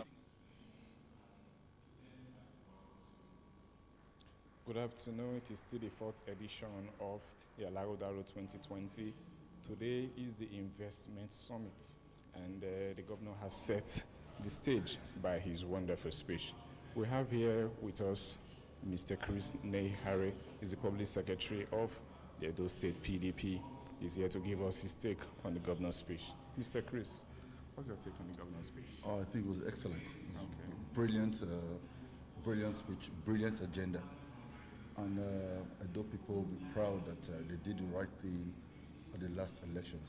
So the governor has moved the stake from just building people, but he wants to build infrastructure. He wants people to understand that Edo is not a new society, but it's probably one of the strongest and greatest cultures that ever existed, especially in the west of Africa. And he wants also to develop a sense of pride, a sense of tradition of where we come from. And he wants to go a bit further by establishing a West African and Edo Museum for West African art, which is something that's going to even increase our revenue from tourism from all over the world. And he told us just now that the British Museum have set a pace by providing $4 million for both archaeological studies and all sorts of things to help develop this agenda of the government. And it's obvious that the centerpiece of this summit is for making Edo great again. Our forebears, our forefathers, the history of Edo is so important that our children need to be told, they need to be taught, for them to have that sense of pride and belonging in the way Edo has evolved.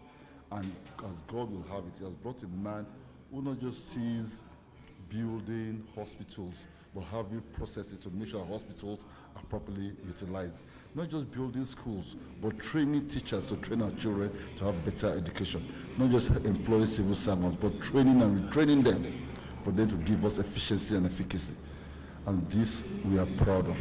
And I must say I'm very impressed with what I've heard today, and I think this will be the most successful summit ever. Thank you very much. Okay, on the final note, what would be your advice to Edo people who do you want in their partnership with him? I think we gave him our votes freely on the 19th of September. That shows that we trusted. And in this journey which is taking us now, we must give 100% support. We must show trust, we must show empathy, and we must understand that he's thinking from a position of advantage. And the support is going to receive not just from the party, but from Edo people. And I personally am enthused by the way he spoke today, and I believe making Edo great again is a task that must be achieved.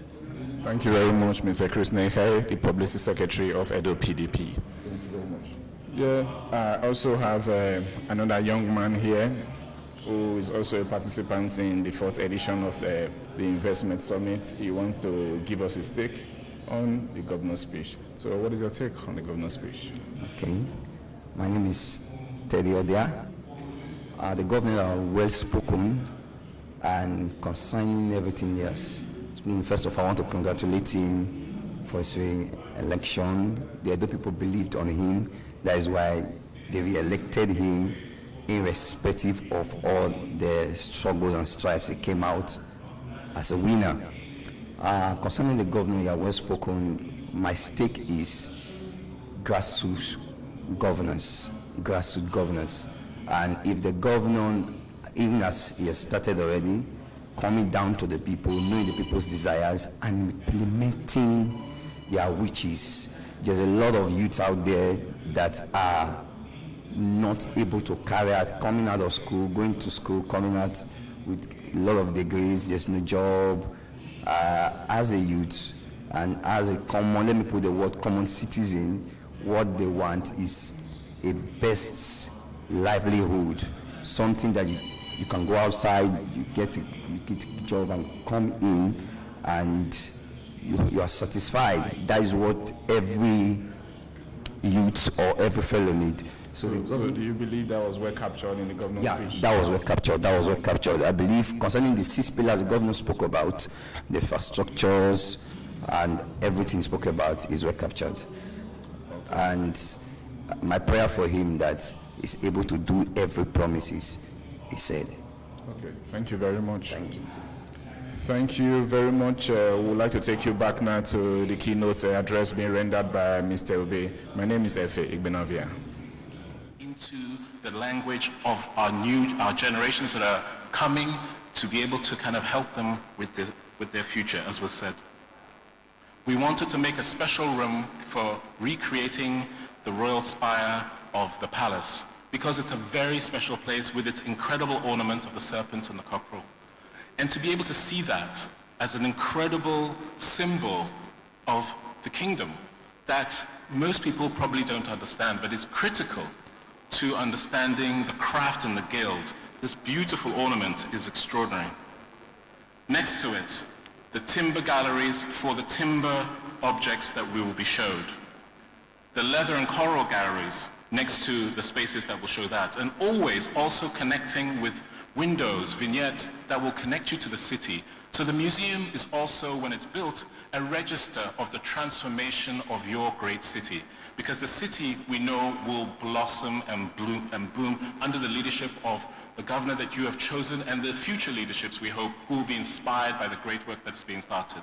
And so the museum is not an introverted thing. It is also something that also looks out to the world that's being made and looks in with the objects that are next to it, that are the heritage and history. We said that I want to quickly go through what I call the plinth of this project, which is that it will have a 10,000 square foot contemporary art museum, state-of-the-art, that can have shows from around the world, anywhere in the world, to come here. It is of the scale that allows contemporary shows to be able to come here, to nourish and support, and to also allow the incredible artists here to be able to show their work to the world. It will have an incredible auditorium for lectures and events such as this. It will have a outdoor performance space that allows for pageantry and dance and poetry to be played outside, not just inside. And it will have a state-of-the-art education suite that will teach the generations about their great heritage and culture. And we hope also at the end another moment, a sort of viewing tower that will also add to the way in which people can come and just see the great city of Benin and look at its majesty as it moves into the future. That's really the presentation to you. Thank you.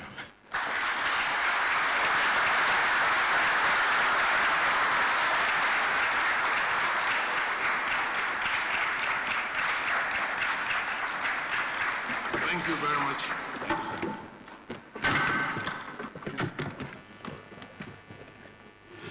I think you deserve another round of applause for that resounding presentation. Thank you very much. Keynote presentation by Sir David Ajayi. I want to, at this point, request that the moderator should come up stage. Usai. Can we put our hands together for her? Ms. Usai Alila. She's the moderator of the panel.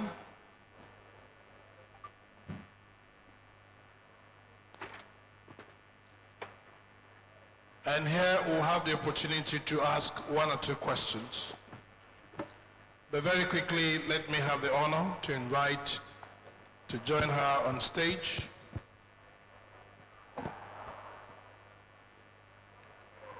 Of course, we've come to the high-level panel discussion. Let me once again bring to stage Sir David Ajayi, the founder and principal Ajayi Associates. A round of applause. Ms. Owen Omogiafo, CEO, Transnational Corporation of Nigeria.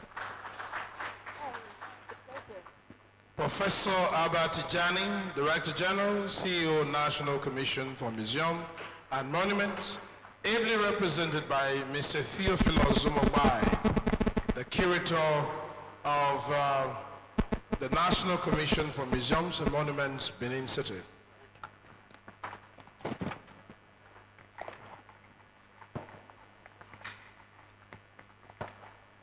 We also have Ms. Adesua Ifedi, Vice President of African Programs International. Can we please put our hands together for this wonderful woman? At this point, may I hand over the microphone to Usai Adile to begin from there. Thank you. Thank you so much. Good afternoon, everyone. It's so exciting to be here today. Our Excellency the Governor and the Deputy Governor of Edo State, thank you for inviting us here today. And we're doing a lot of unboxing and a lot of unpacking of what we just discussed, of course, this morning. First of all from the Governor, and then also from our keynote address speaker.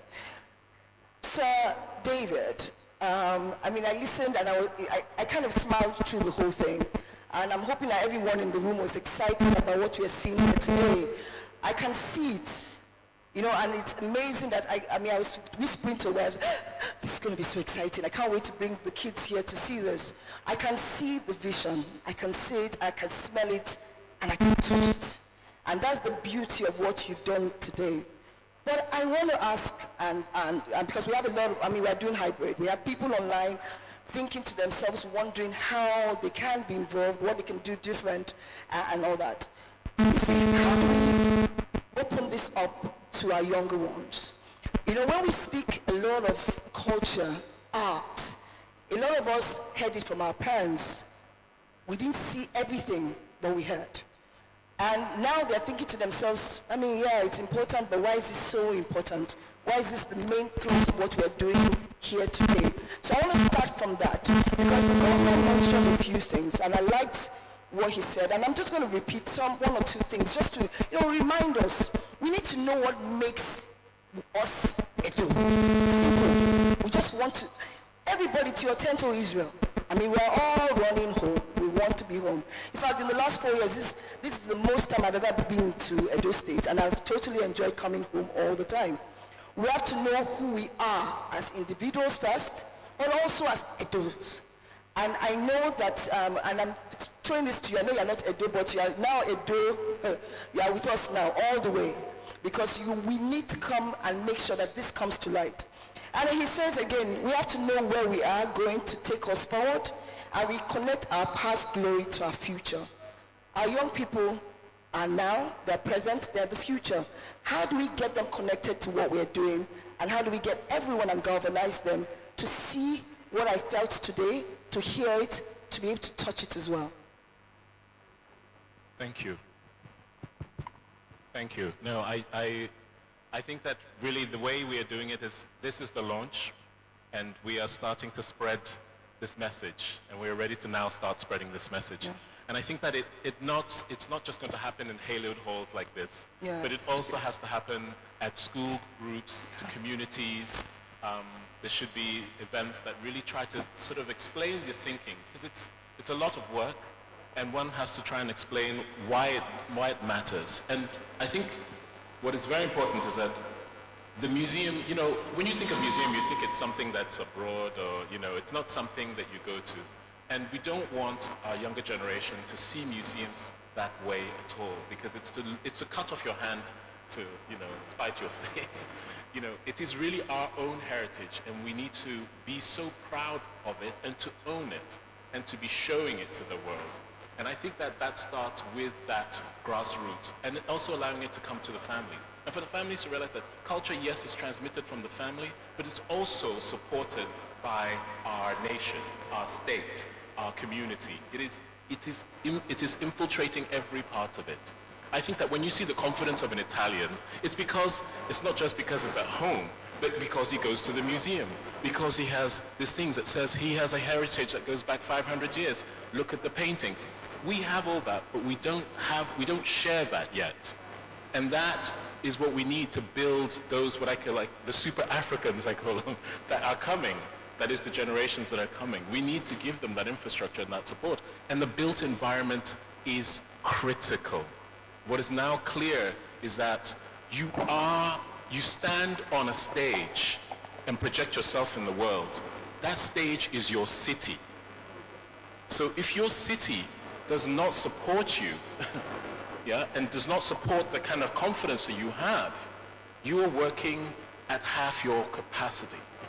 We now understand that. It empowers people to feel really encouraged to look for work, to be supportive. The image of the city is critical. That's why I loved what the governor has set out. It's so important that you transform and show that the city is the stage, a proud stage for the citizens. And it's amazing to see it. I've worked on many projects around the world. This is a secret ingredient that is not really so secret, that is always being marshaled when you go to Dubai, when you go to Shanghai, when you go to any city. The image of the city is the stage that empowers the community to grow. It is one part of it. It's not the only part of it, but it's a critical part of how that works. And I think that that's understood. Thank you so much, Sir David. Thank you. Our starting point, I like that, opening our minds to see and galvanizing everyone to do it. And I'll move over to Mr. Theophilus. I think since we're still on the verge of talking about the museums and talking about the culture and all that, I'd like to begin asking you this question. I mean, the federal government has been very involved in things. I mean, you are in the museum and in the commission, am I right, sir? Thank you very much. And we want to see how do we keep our citizens in tune with our cultural diversity and national history. A lot of times we say the stories, but now we don't even hear them anymore. So what are we doing different? And then from here I will push over to education, because I think all of them work hand in hand. But what can you, as a custodian of our culture and our history, what can we do different, and how can we do and change the way we see things now? Thank you very much. For us at the National Commission for Museums and Monuments, we have a lot of ways we reach out, to the community, to remind them of our past, to remind them of our culture, to remind them of our arts traditions. We have, for example, the education department, educational services department. What that department does is to visit schools, primary, secondary, universities, and to create programs and run those programs for these children. They visit the museum during holidays. They have long holiday programs. While there, they are taught how to produce some of these artworks using very cheap materials, the ones we can afford. But just Mr. Theophilus, can we put the mic up so we want to hear you very clearly? All right. We invite these children to come to the museum to do, for example, just one program we call Long Holiday Program. Long Holiday Program. The children come to the museum like twice in a month, 2 Saturdays. And while there, our staff, who are trained artists, they teach them how to produce. They show them the photographs of some of these objects and teach them how they are made. And the children are always very excited about it. During this COVID-19 period where everybody was at home, we didn't rest on our oars. What we did was to reach out to these children via the platform of WhatsApp. So we formed a WhatsApp group, and through there we are reaching out to them and letting them know the type of things they can churn out with. And behold, they have been responding. The parents have been encouraging them, buying them airtime and even the data to be able to run this program. So we did all that. So we are teaching these children, because that's our target audience, mainly. Yes. Because they are the ones who may not even have a clear idea of what we are talking about. Their parents, they know. Some of them make up their minds, maybe not to react.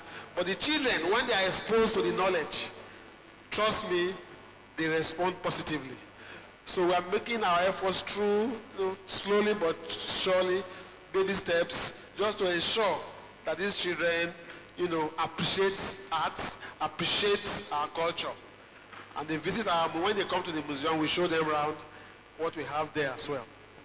Thank you so much, Mr. Theophilus. I like baby steps, but we're in a generation now that microwave steps are in order. Everybody's in a hurry to get things done. And I like the fact that you're using technology as well, bringing them more aware, because we do have the platforms, and these platforms are very available, and we need to think through those processes and use those platforms to move us to the next level, because we're talking about millions, 70% of our population are below a certain age, 70% of them, and these are people that need to understand where we are coming from, so that when we tell them where we want to go to, they understand why we are saying that in the first place. And I liked what you had mentioned in terms of the school programs. And so I'll go to you, and it's really a pleasure to have you here today. And I must congratulate you on the work you've done in terms of education across, not only in Edo State, but across Nigeria. Edo Best, which is an award-winning initiative. It has been adapted in quite a few states, and I know you mentioned some other countries as well.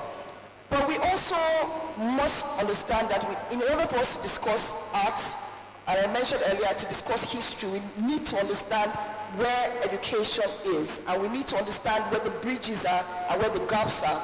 So I'm going to start with you asking a question in terms of, as the educator's dilemma, what are the gaps that we see? What are the skill sets we see that we need to do? What do we need to understand? How do we need to push it out there? And how has Edo Best helped us to get to where we are today? Thank you, Sai, for that question. Your Excellency, all protocols observed. I think that if we just reflect on what we have heard today from the keynote speaker, it makes me remember something His Excellency used to say when we started Edo Best. He always said, we're not trying to do something we have never done before. We're just reenacting what we have been. And he always emphasized that Edo has been a seat of education. We're not trying to become somebody else. And I think when we go back to history and inculcating history into our curriculum, which was a huge gap, not only in Edo State, but across Nigeria, we lost identity. And we seem to think we are chasing after somebody else, not realizing we are trying to become who we are.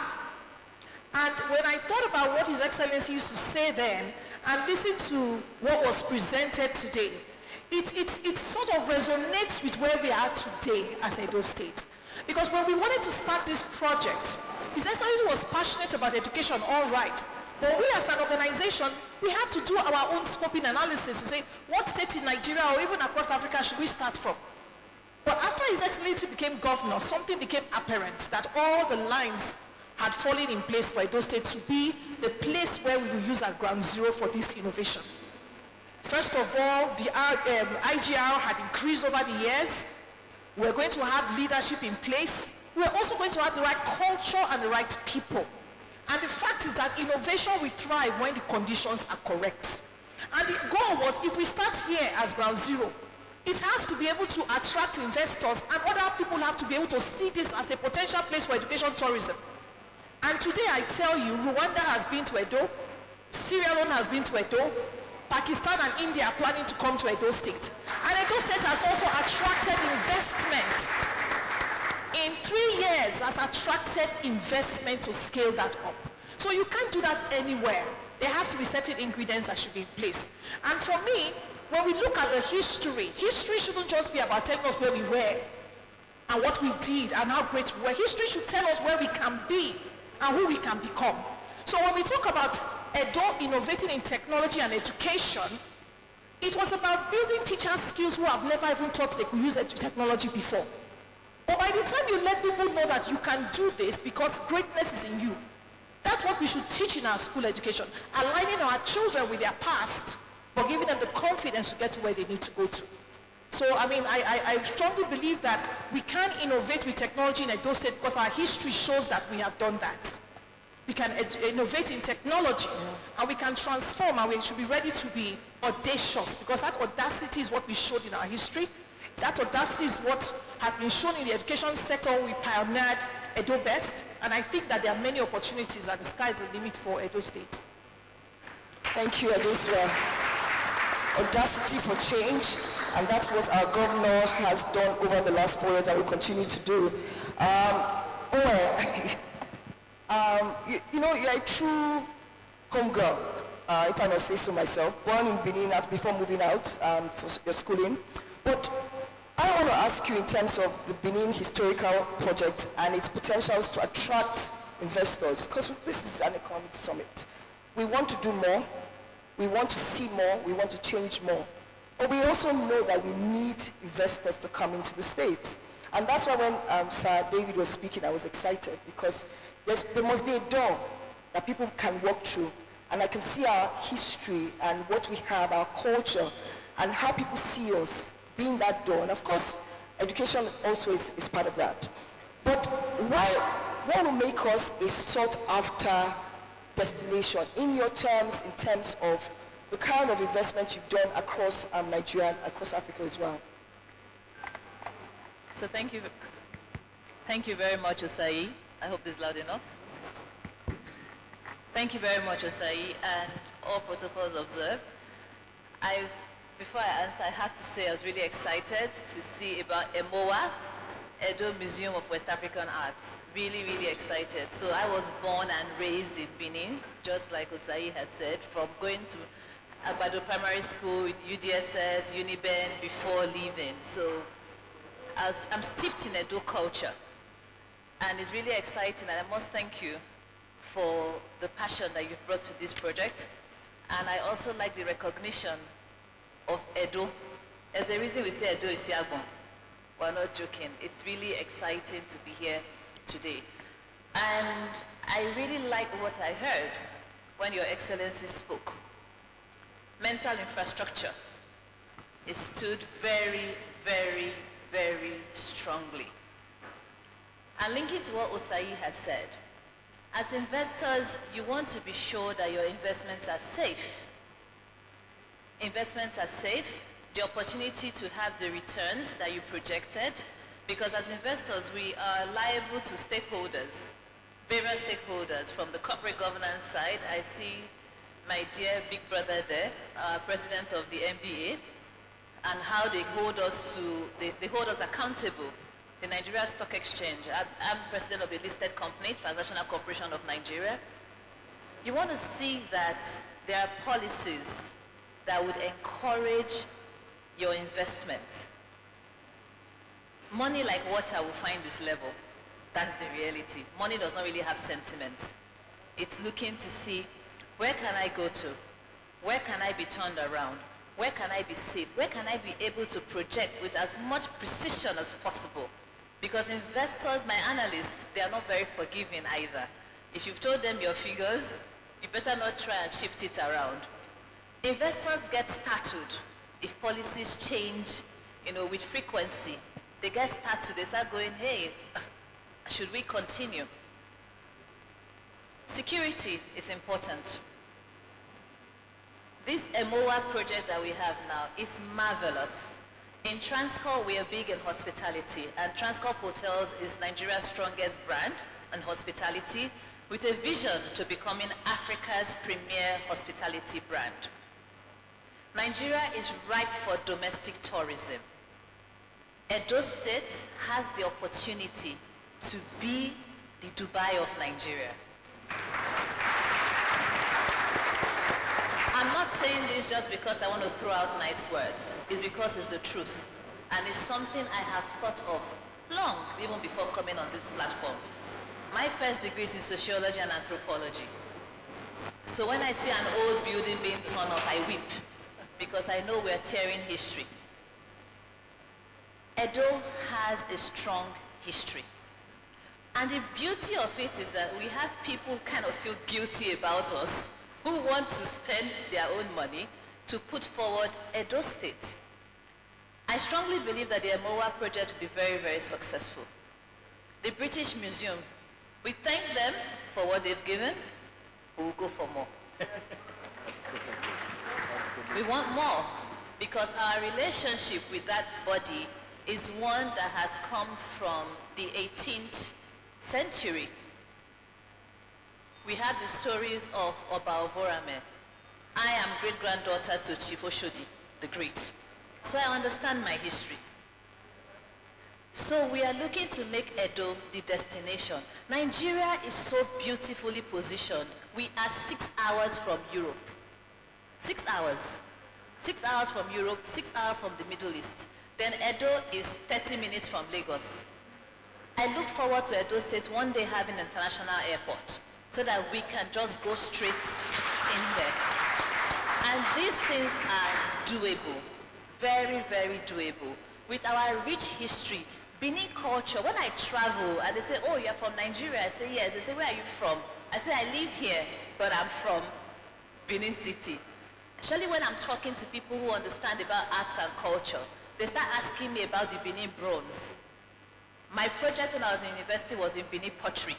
So as a result, I kind of like well informed, and I'm from Igun Street, which is where bronze is made. I hope you're planning to you're going to visit before you go. Do we have the right things? I have confidence, I have faith. I listened to Mr. Governor and I had a lot of faith. You talked about the things that we need to fix. The judiciary, the legislature. Again, I will keep calling Olu. I'm happy he's here, because contracts are written for investments.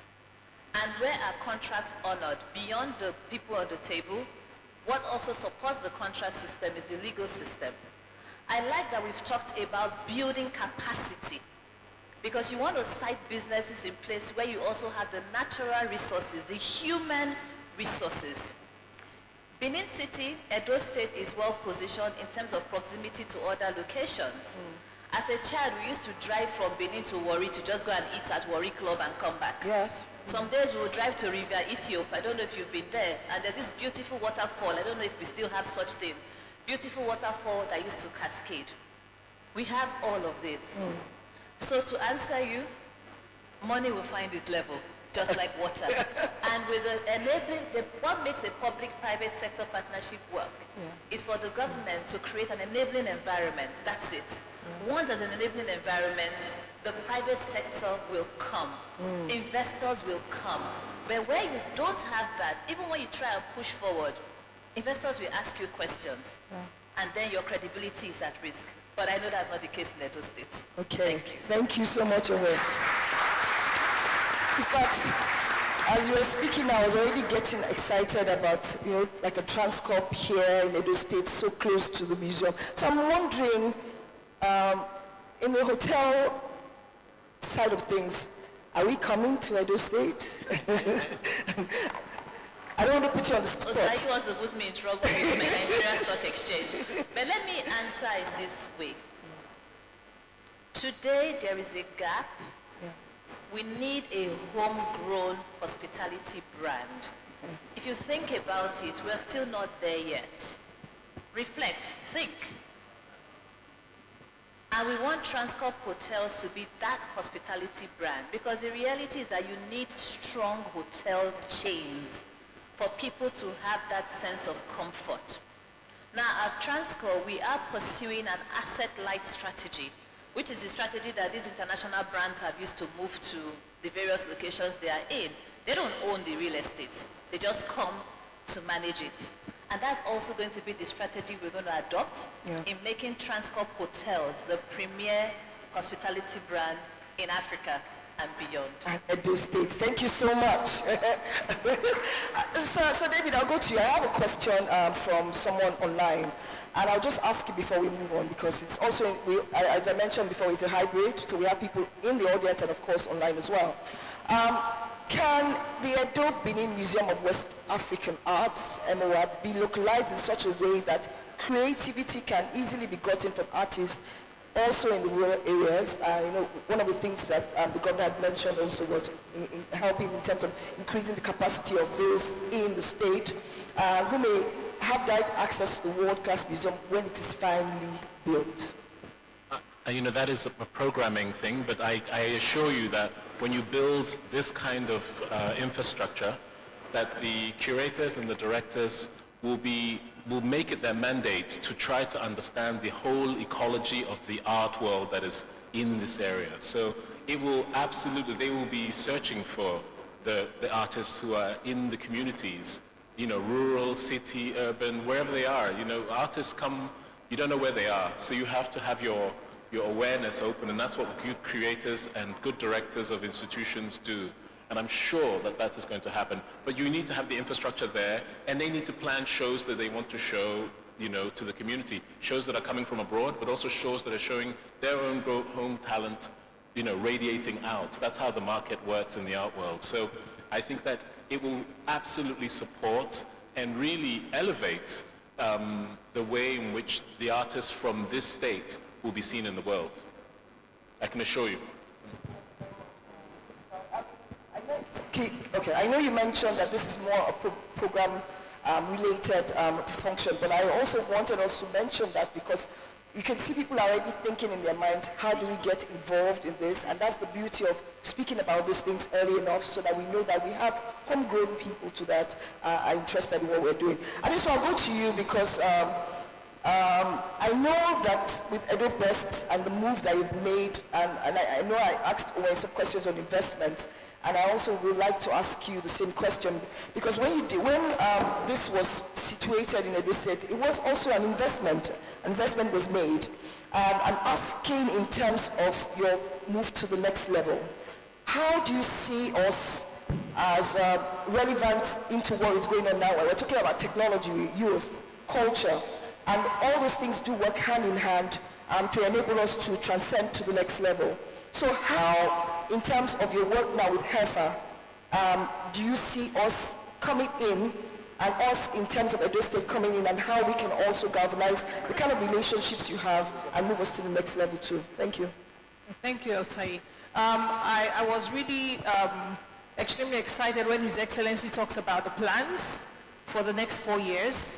And I think one of the things that is just so beautiful for me to have been part of this journey is that many of us have always cried that if there is no education, we are wasting our time. It's like having no foundation and trying to build a house. And we're not talking about fancy education. We're talking about basic primary education, literacy, ability to assimilate, to understand, to interpret, and to contribute, to have self-confidence that you can stand outside and speak. Basic education. If I ask everybody here how many of us went to public schools, I know how many hands. My hand will be up. Primary, secondary, and university, public, benefited from government in Edo State.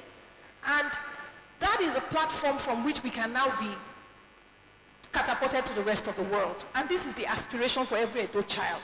But once we have attained that, the next level is how are we now going to create jobs? How are we going to tap into our natural resources? What role will the land that we are so endowed with play in taking us to the next level? And where does technology come in? So I would say the future, and I'm so excited about the next 4 years, because for us in HEFA, we believe that poverty cannot end without agriculture being resolved. We also believe that agriculture can never reach its full potential without leveraging technology and embracing climate change and sustainable development, which was why I was excited when His Excellency talked about the fact that we are losing, arable farming land. We cannot do what we did yesterday tomorrow because there are more people living on the planet today. So the thinking has to be different and technology has to play a central role. But the most important part is that we must secure the human capital in agriculture for the future. The average farmer is 65 years old. Who will feed us? Who will put the rice or cassava on your table in 2030? If the youth are not empowered with job opportunities in agriculture and technology becomes the enabler, we won't reach our potential. So we're passionate about agriculture, technology, and youth, and we know that those three things will transform Africa. And we are also now looking at Edo again as a ground zero for innovation and for partnership. So that's how much I would say, Osai. Thank you, Adosua. I think I'll take a few questions from the audience now. I'll take 1 or 2 questions and then we'll go back because we need to shut down soon. So if you have any question, I just take one from this side and one from the right, one from the left. If you have any questions, the lady in red has a microphone. Okay, thank you.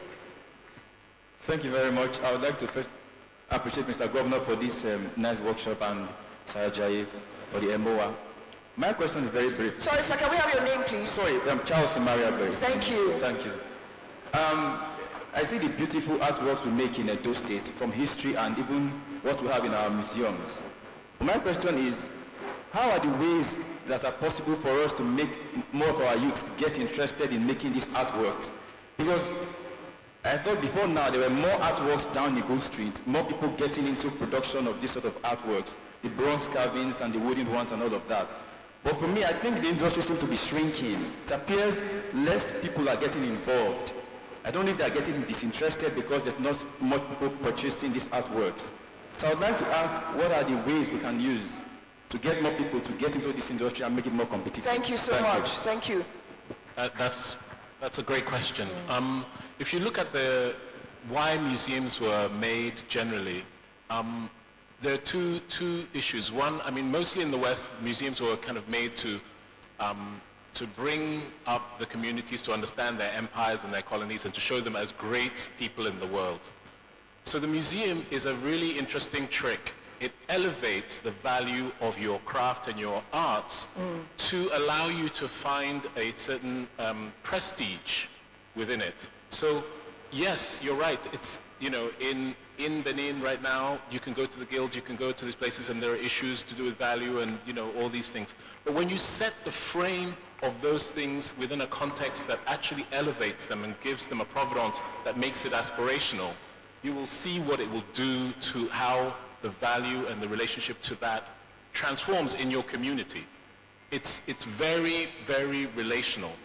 And it's something that is one of the reasons why we do these things, why we teach from, these institutions that elevate, and why we have these, arts, why we have, artworks in museums, is to create the kind of the cycle that allows that to be an inspiration, to allow that to be something that is picked up. All right, thank you very much. I'll take one question. Okay, I have someone with a red cap there, and then I'll take another from Mr. Iguda, and then that's it, and then we have to move on. Thank you, madam. My name is Anisobio Kareke. Came all the way from Lagos. But my question is mainly on the reason why we are here. That's investment. And it should go to the government. One of the panelists here mentioned about giving enabling environment for investors. And that's where my question goes. But I'm free to do that. Now, coming to Benin, Benin is lucky to occupy a very central location in Nigeria. For many people traveling to the east, to south, and even towards the north, is strategically located. But there is a problem. That's security. I must thank the present government for the efforts so far made in the past 4 years in providing security. Thank you. But a lot needs to be done. If you are traversing from Lagos to Onitsha, from that Oluku Junction through the bypass, you notice a lot of trailer parked, causing accidents. You notice a lot of insecurity, thieves, armed robbers operating on that axis. And this thing has some negative impact on would-be investors. I want to know what effort the government is making in trying to ensure that the trailers, articulated trucks that are parked there, making entrance into or out of Benin very sluggish. This encourages investors. Okay, thank you. And just one final thing, also to government, and I think it's very important. Immediately you pass Ore, coming down here, the number of checkpoints are unbearable. They make things very, very difficult for people. Yes. These affect the investment. Thank you very much. So the government should do something about All right, then. that. Thank you so much, sir.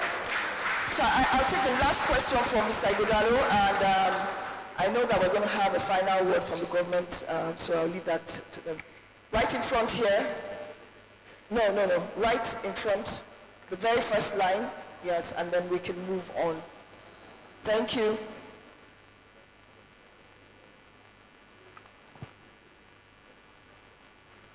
Your Excellency, our guests, Your Excellencies, our guest speakers and distinguished sons of Edo State. Mine is not really a question, but a bit of a comment, and then a few questions. I was going to suggest to Sir David that in building this center, this museum, there might be a need for a little room where you can show a film for people to see the past history of Edo, Benin Kingdom and Edo State, so that people can go into that room like they have in various museums all over the place. And I think that it can be the centerpiece of recreating parts of Benin City, the old parts of Benin City.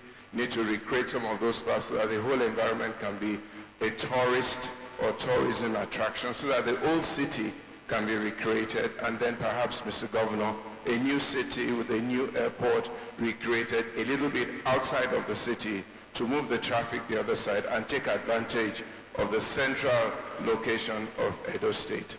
Your Excellency, I want to thank you for changing the narrative a little bit and for talking about mental infrastructure. My Bible calls it, be ye transformed by the renewing of your mind. And if the mind is not transformed, the man cannot be transformed. And I want to thank you also for making culture the centerpiece for economic revolution. I think this is the first time in Nigeria that the government is focusing on culture as an economic piece for renaissance. This is like a renaissance and an economic renewal. I think Edo State can be great again. God bless you all. Thank you. I knew I did not make a mistake for allowing Mr. Alaghodaro to speak and ask a question because he's always so motivational. Thank you so much, sir. I know we have to shut this down. I know there are quite a few other questions, but this is not, it's not a 10-meter race. This is a journey. We're going day by day, transiting, relearning, unlearning, and learning again and again, moving forward, and that's what we will all do together in Edo State. So I'm going to start from Adeswa. I just want just one sentence. What do you want to leave with us today? The governor is here, the deputy governor is here, and just throw it out there like a Christmas wish list. Thank you, Sai. I wrote it down. Now I'm scrambling to find it, but just one thing, and I think it captures all we've said today. We have been audacious in our history.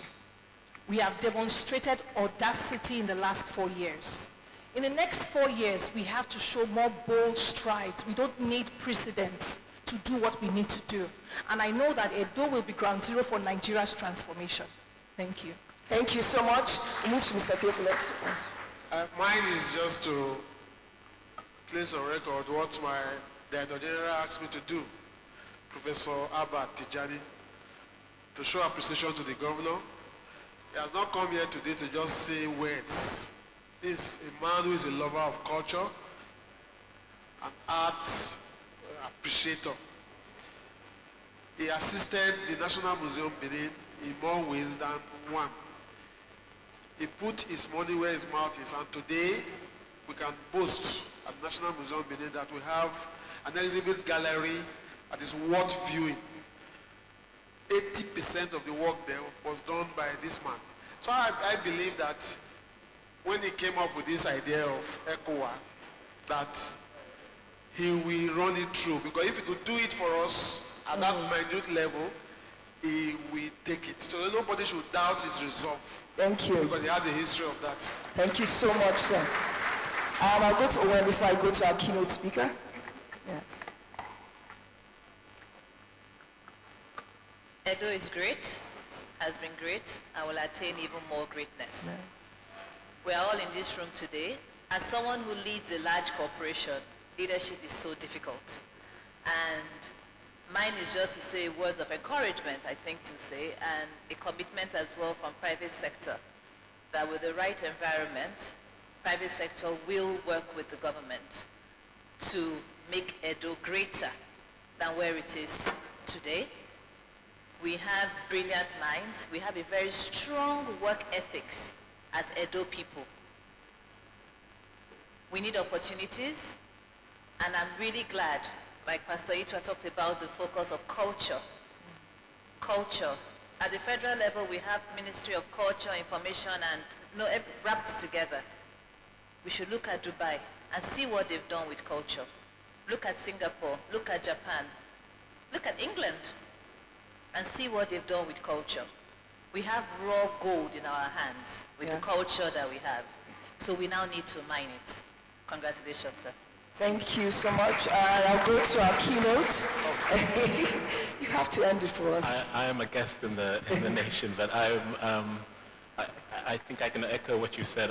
For me, I think that the 21st century will offer many challenges, and I think culture is one of the great undervalued assets that we have on the continent, and it is a huge area of growth, of jobs, of prosperity, of sustainability, but also of edification of our communities as we move into this century. So I'm just honored to be with you on this journey, and I will do everything in my power to help make whatever you need me to do come to life.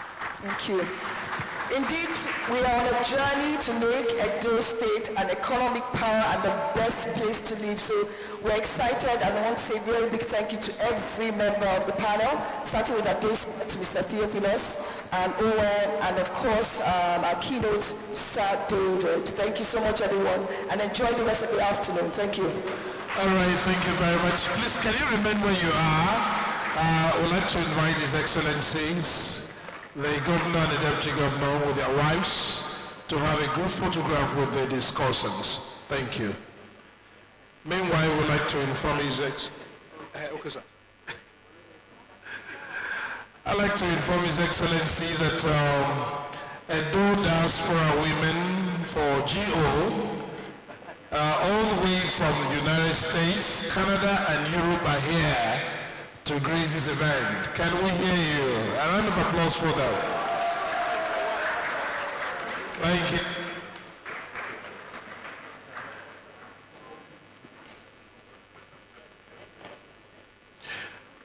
And very quickly, Ms. Donna Obaseki Ogunaike will be performing with Tony Akinola, the guitarist. Please, can you step forward? We're running off. We'd like you to step forward. As soon as they step down, you step up. Meanwhile, be on your lane until the governor steps down. You cannot step up. Thank you.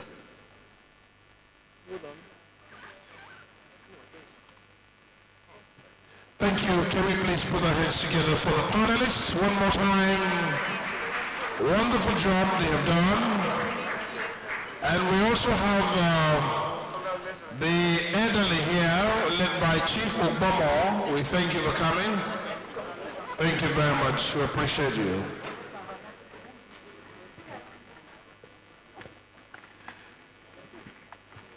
Ms. Donna Obaseki Ogunaike is an award-winning oil and gas lawyer for 20 years, an internationally recognized poet. Can we please put our hands together for this fantastic lady as she steps on the stage to do this great poem or poetry. This is strictly to entertain His Excellencies and the guests and all the participants in this summit. Thank you.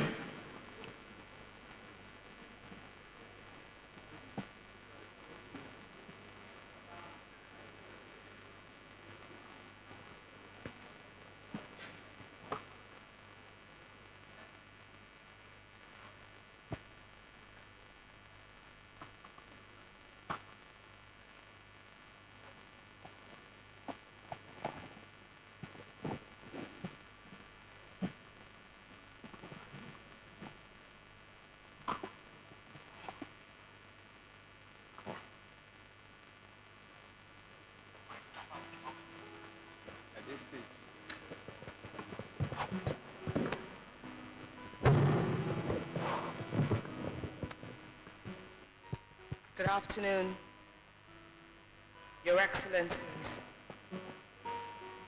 distinguished ladies and gentlemen. Am I allowed to speak into you? Can I be real for a minute? Anyone with their hands up? Thank you. The name of this piece is, Do You Remember?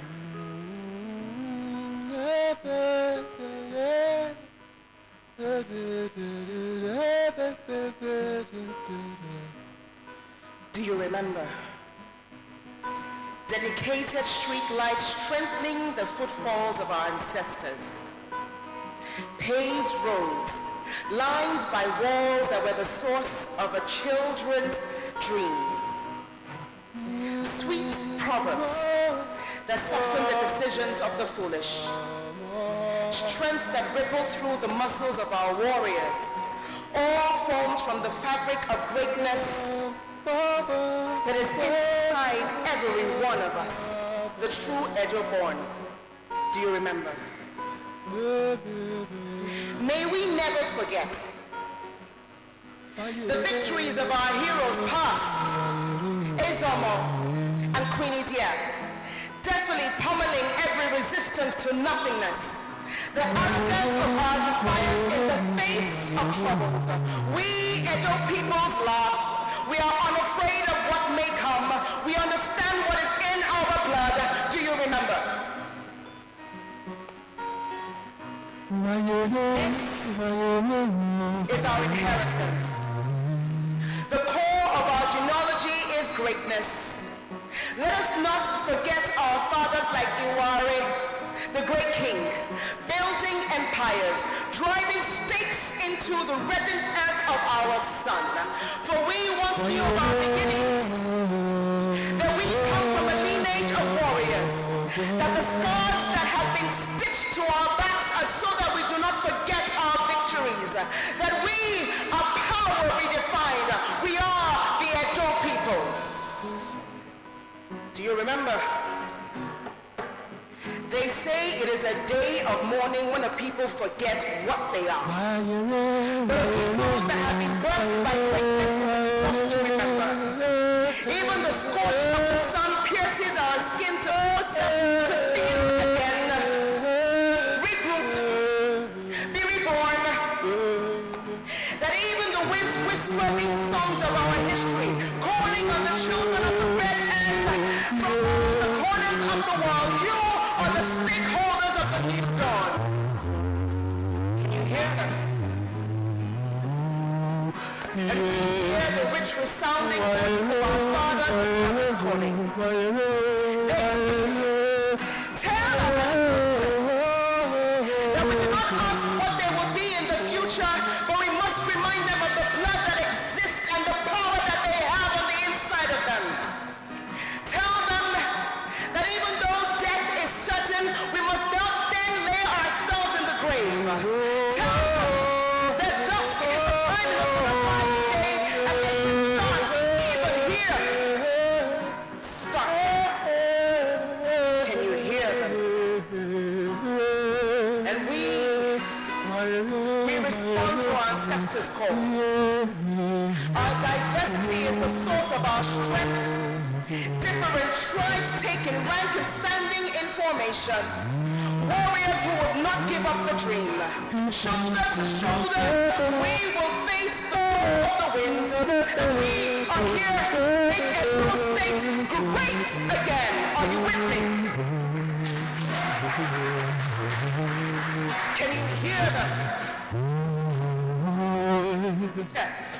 So let a new pride take over ashes where our children were once scarred. For we are the ones that bring the children who are not linked to poverty. We will win our realities masterfully until we have a glorious future. We will fight into the fight, and like our mothers, we will bear down and bring forth this new reality, a new drink for Edo State. Promise to conquer, bring in all of the stakeholders of industry from across the world. And when they ask you, what are we doing? Tell them that we are the elixir of magnificence. We are royalty redefined. We are powerful. We are Edo.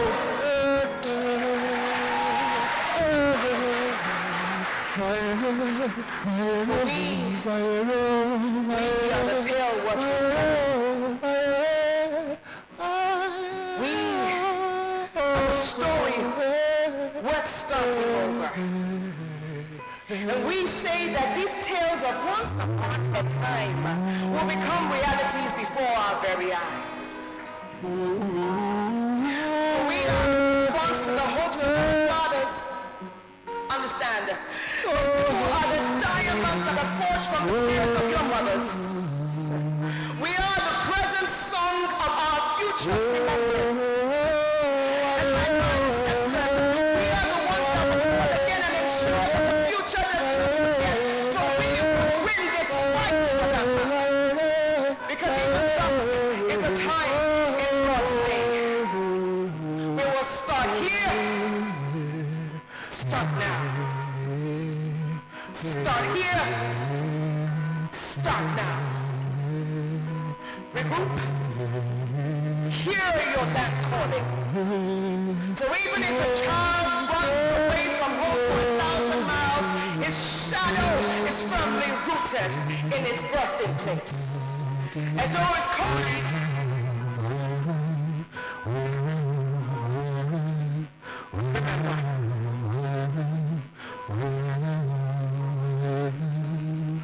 member.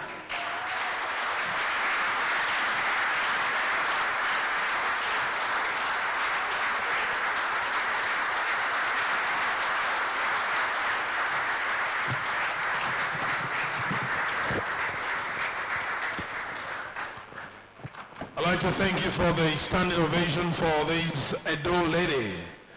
Incidentally, she's an offspring of the Obaseki family.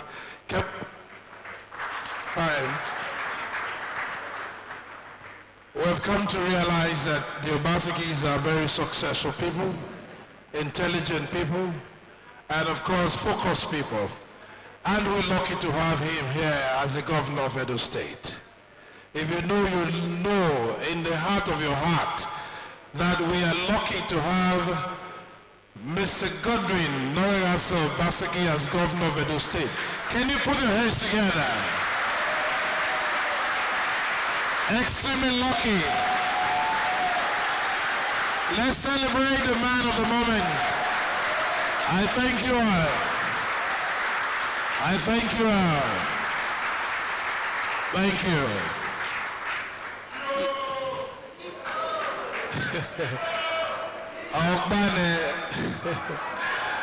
Let me recognize Elton Uzameri. Thank you very much. Immediate past Chief of Staff. Thank you. At this point, may I have the honor to invite His Excellency, the Deputy Governor of Edo State, a very proactive, purposeful, loyal, determined, focused, and ready to work and serve the good people of Edo State. Right Honorable Comrade Philip Shaibo. Can we please put our hands together for him? Thank you. They're trying to put me in trouble by preparing them.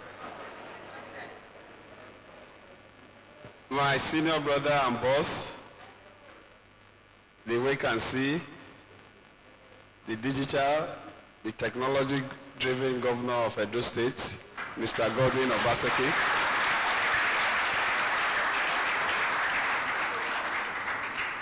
My sister, the wife of the governor of Edo State, and the first lady and the mother of the state, Mrs. Betsy Obaseki. My sweetheart, who was just Christian angel yesterday by Mr. Governor, Mrs. Miriam Philip Shaibu, the youngest speaker in Nigeria and his wife, the youngest speaker of Edo State House of Assembly and the youngest speaker in Nigeria. I thought you didn't hear that. The chairman of APC, All Progressive Congress, Edo State, Chairman, Mr. Aslem Ojezwa,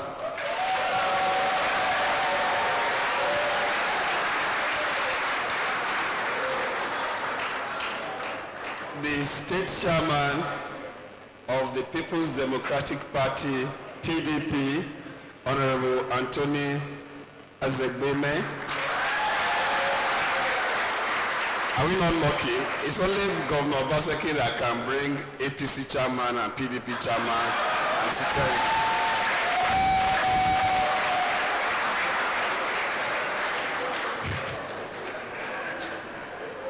Mr. Governor, I want to just rest on the protocol you have already established. But before I do that, our president is here, the president of the Nigerian Bar Association. And my twin brother, Barrister Osarajo again. Very gentle, quiet, but dangerous.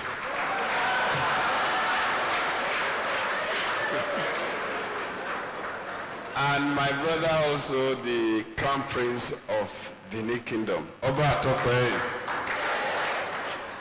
I want to just start by saying, I'm sure I listened to the last, the presenter, and I'm sure Edo people, both home and abroad, listen to her. Edo is calling, and is calling at the right time. please take advantage of this call. Edo is calling. And if you join this movement, you'll be recorded as those that make that change in making Edo State great again.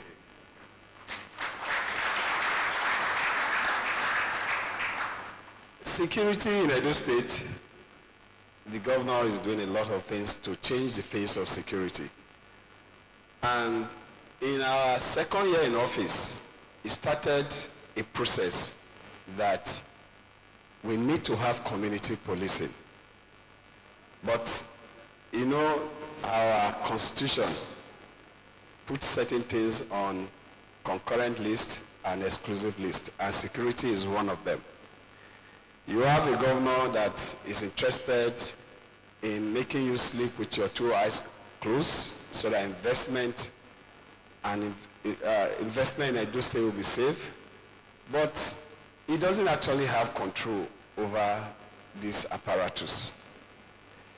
He needs to call the IG, he needs to call the president for army, he needs to, everything you have to call Abuja. But like he always tells us, the problem of Nigeria or the problem of government is not money, it's thinking. And when you think, you plan. Money is the least of it. And that is how we have gotten to where we are. And in our second year in office, he started a process that, by the grace of God, Federal has taken advantage of. And the present IG was then the AIG in Edo State.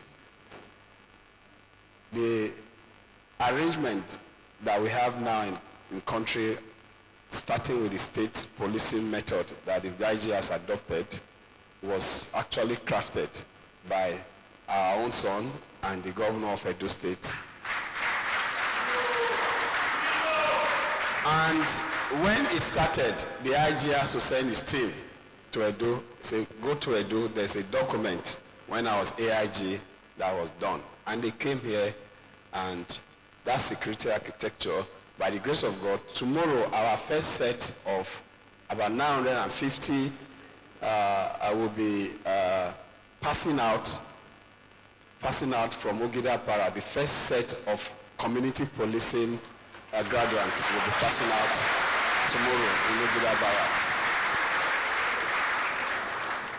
And recently, Mr. Governor said, beyond this, we need to domesticate security. We have to localize security.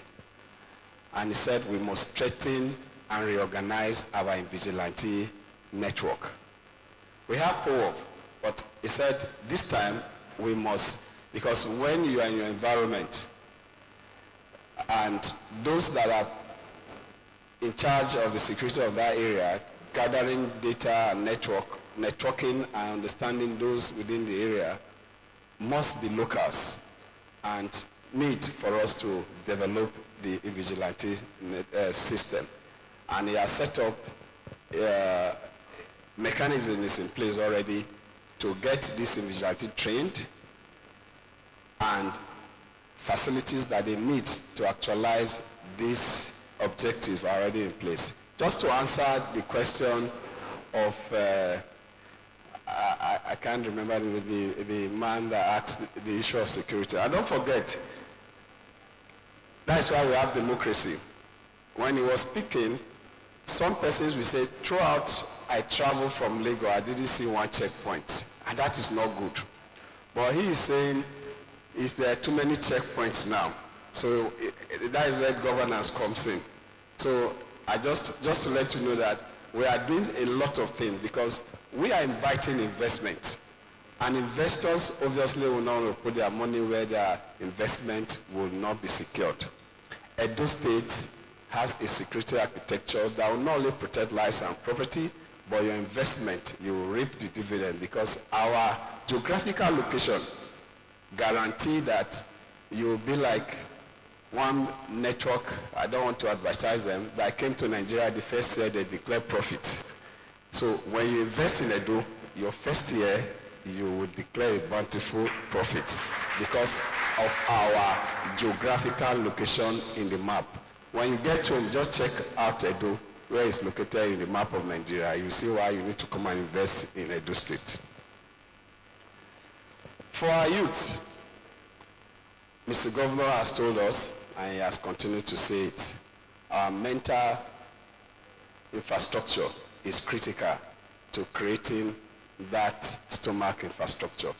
That is one message that I know is inspirational. And our pastor has confirmed it, that message is inspirational. Let's take advantage of it. And when we do take advantage of it, you also will be recorded as that guy that also contributed to making Edo State great. Let's take advantage of every of our time. What have you done with your time? When people say time is money, truly time is money. But when you convert that time to cultism, convert that time to using social media to locate where the next palliative is, that time will not be useful, but that time will be used in a negative way that will be destructive. For us in Edo State, we will take opportunity of the crisis in the country to rebuild our economy, even when we have started. They said the journey of 1,000 miles started with a step. The step that Mr. Governor has taken and his team have taken in the last 4 years is one step that have made Edo the next destination of investment. Edo is real, Edo is here, Edo is for you to grab. And I want to end by saying that we are ready to, we believe in climate change. We believe in climate change, and we are doing a lot of things to deal with it. Mr. Governor was sharing with me when we were playing golf recently. He said, new map is here. We are just reactive. We are dealing with erosion, we are controlling erosion, things that are already been, devastation that has already occurred. Why can't we prevent this? And those resources that we are using to prevent will have done something greater and better. And in checking, just like he said this morning, we have to check, we have to reignite our attitude. The bureaucracy needs to be trained and retrained. We need to retool everything about bureaucracy in our system. And in checking recently, we discovered that in some, I will not want to reveal this one. We discovered that we need to just train our bureaucracy. And in doing that, institutionalization of every of our policy is key and critical. And that is why when you check our blueprint for the next 30 years for Edo State, obviously, our panelists, one of our panelists, the Transcorp lady, refused to answer a question. I'm sure she'll be running after us to have Hilton or Transcorp in every of our local government by the morning start. So please, she spoke about, and she refused to narrow it to Edo, but I'll hold you, you will narrow it to Edo. I want to thank the panelists. You were wonderful. A lot of things that you said inspired a lot of us, even in government, and I'm sure it also inspired a lot of people watching. But one thing I can assure all of us is that this governor that you see here is not in government to make money. It's in government to make a difference.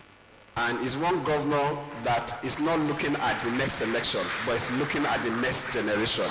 So I welcome all of you to Edo State. I welcome all of you to Edo State, and to say that Edo is great. All destination for investment, please, must be Edo. Investors, you are welcome to Edo, because Edo is the next future of this country. So welcome to the future.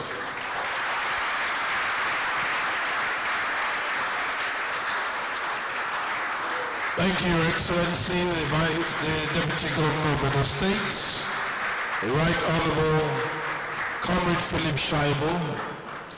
Very quickly, for a vote of thanks, let me have the honor to invite the man I want to describe as the most gentle in this government, very calculative, a man with high level of intelligence. Can we please put our hands together for Osadio Ogie Esquire?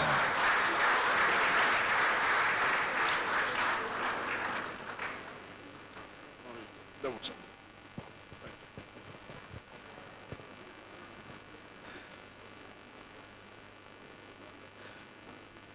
Governor of Edo State,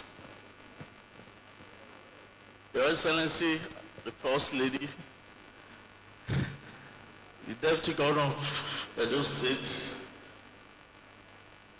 Comrade Philip Shaibu, Your Excellency, the Second Lady of Edo State. Well, let me start on the existing protocol. My task is very simple. This is the 4th Alaghodaro Summit, and as one of the trustees of Edo Summit Alaghodaro, I'm here to thank all of you for finding time to be here. But first, I think we should thank God. Sitting down here, I look back what Mr. Governor and Deputy has gone through in the last 2 years. And I said, only God could have done this for us.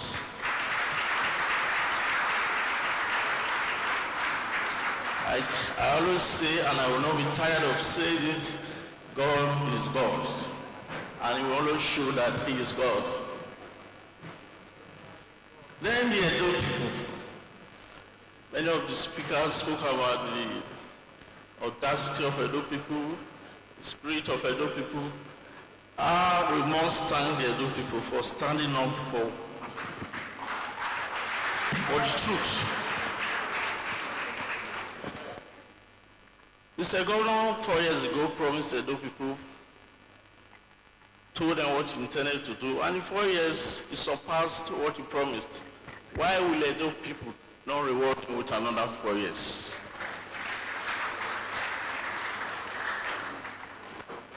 The panelists, fantastic people.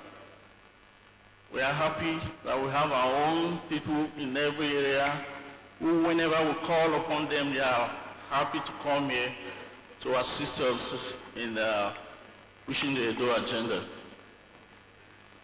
For our brother from Ghana, I will go to take time again because your lecture, even brief, touched a lot of things that we in government need to really look at. Which, like, we abandon those basic things like culture, which we should take seriously, but we're just doing some other things. It's not too late. We'll start it from Edo.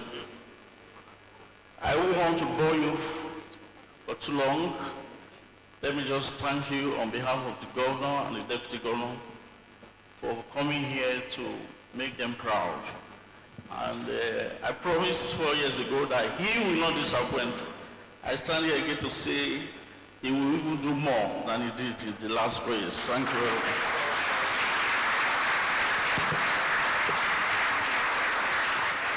Thank you. A man of few words, full of actions.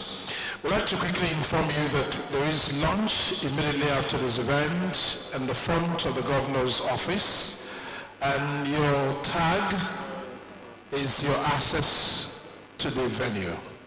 Please, we'd like to admonish that you do not rush, particularly when you are stepping out of this hall. His Excellencies and those in front row, second, third, and the fourth, even to the fifth row, will leave first before every other person.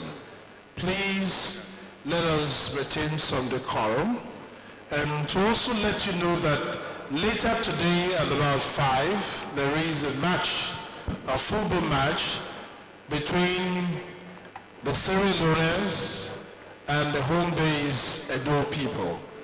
The match will kick off precisely at about 5 p.m. You are expected to watch from home. I hope that is clear. I've been sufficiently informed that it's going to be live on screen. And so there may be no reason why you have to be there. But in case you have invitation, you may go there and watch them live. Thank you. So please, the lunch is after now. The lunch is after now. Please make sure you don't throw away your tag. It's your access to the hall. Thank you. LXS. Can we go?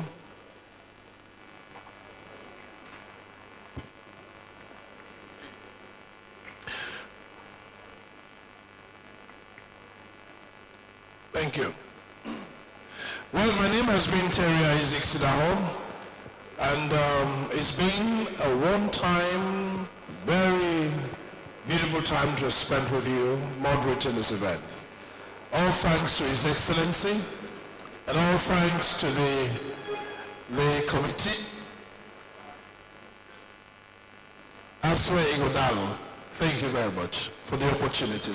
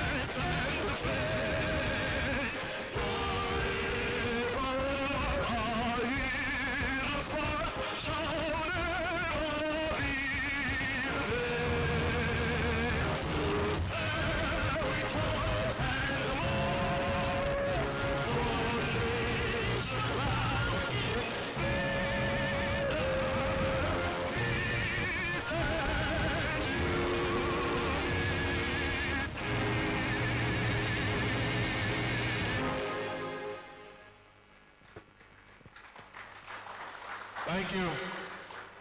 It's over. Please allow His Excellencies to leave first before every other person.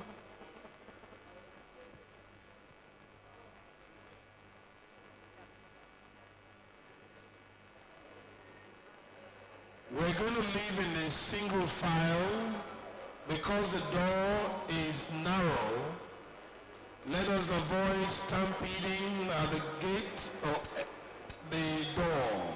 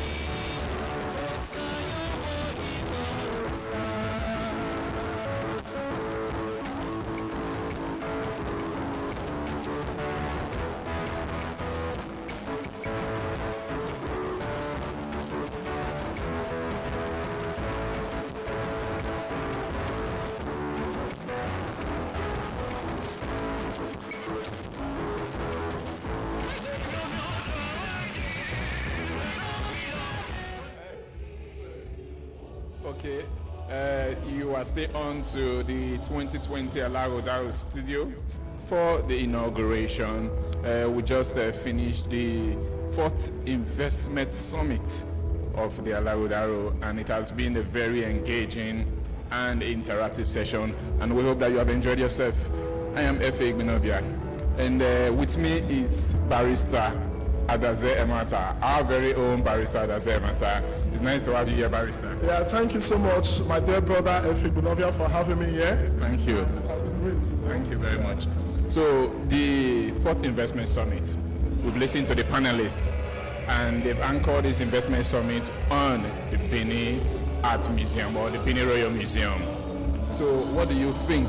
Is it a possibility for? Is it something that is possible, considering the fact that what the money that has been earmarked is $100 million that has been earmarked for it?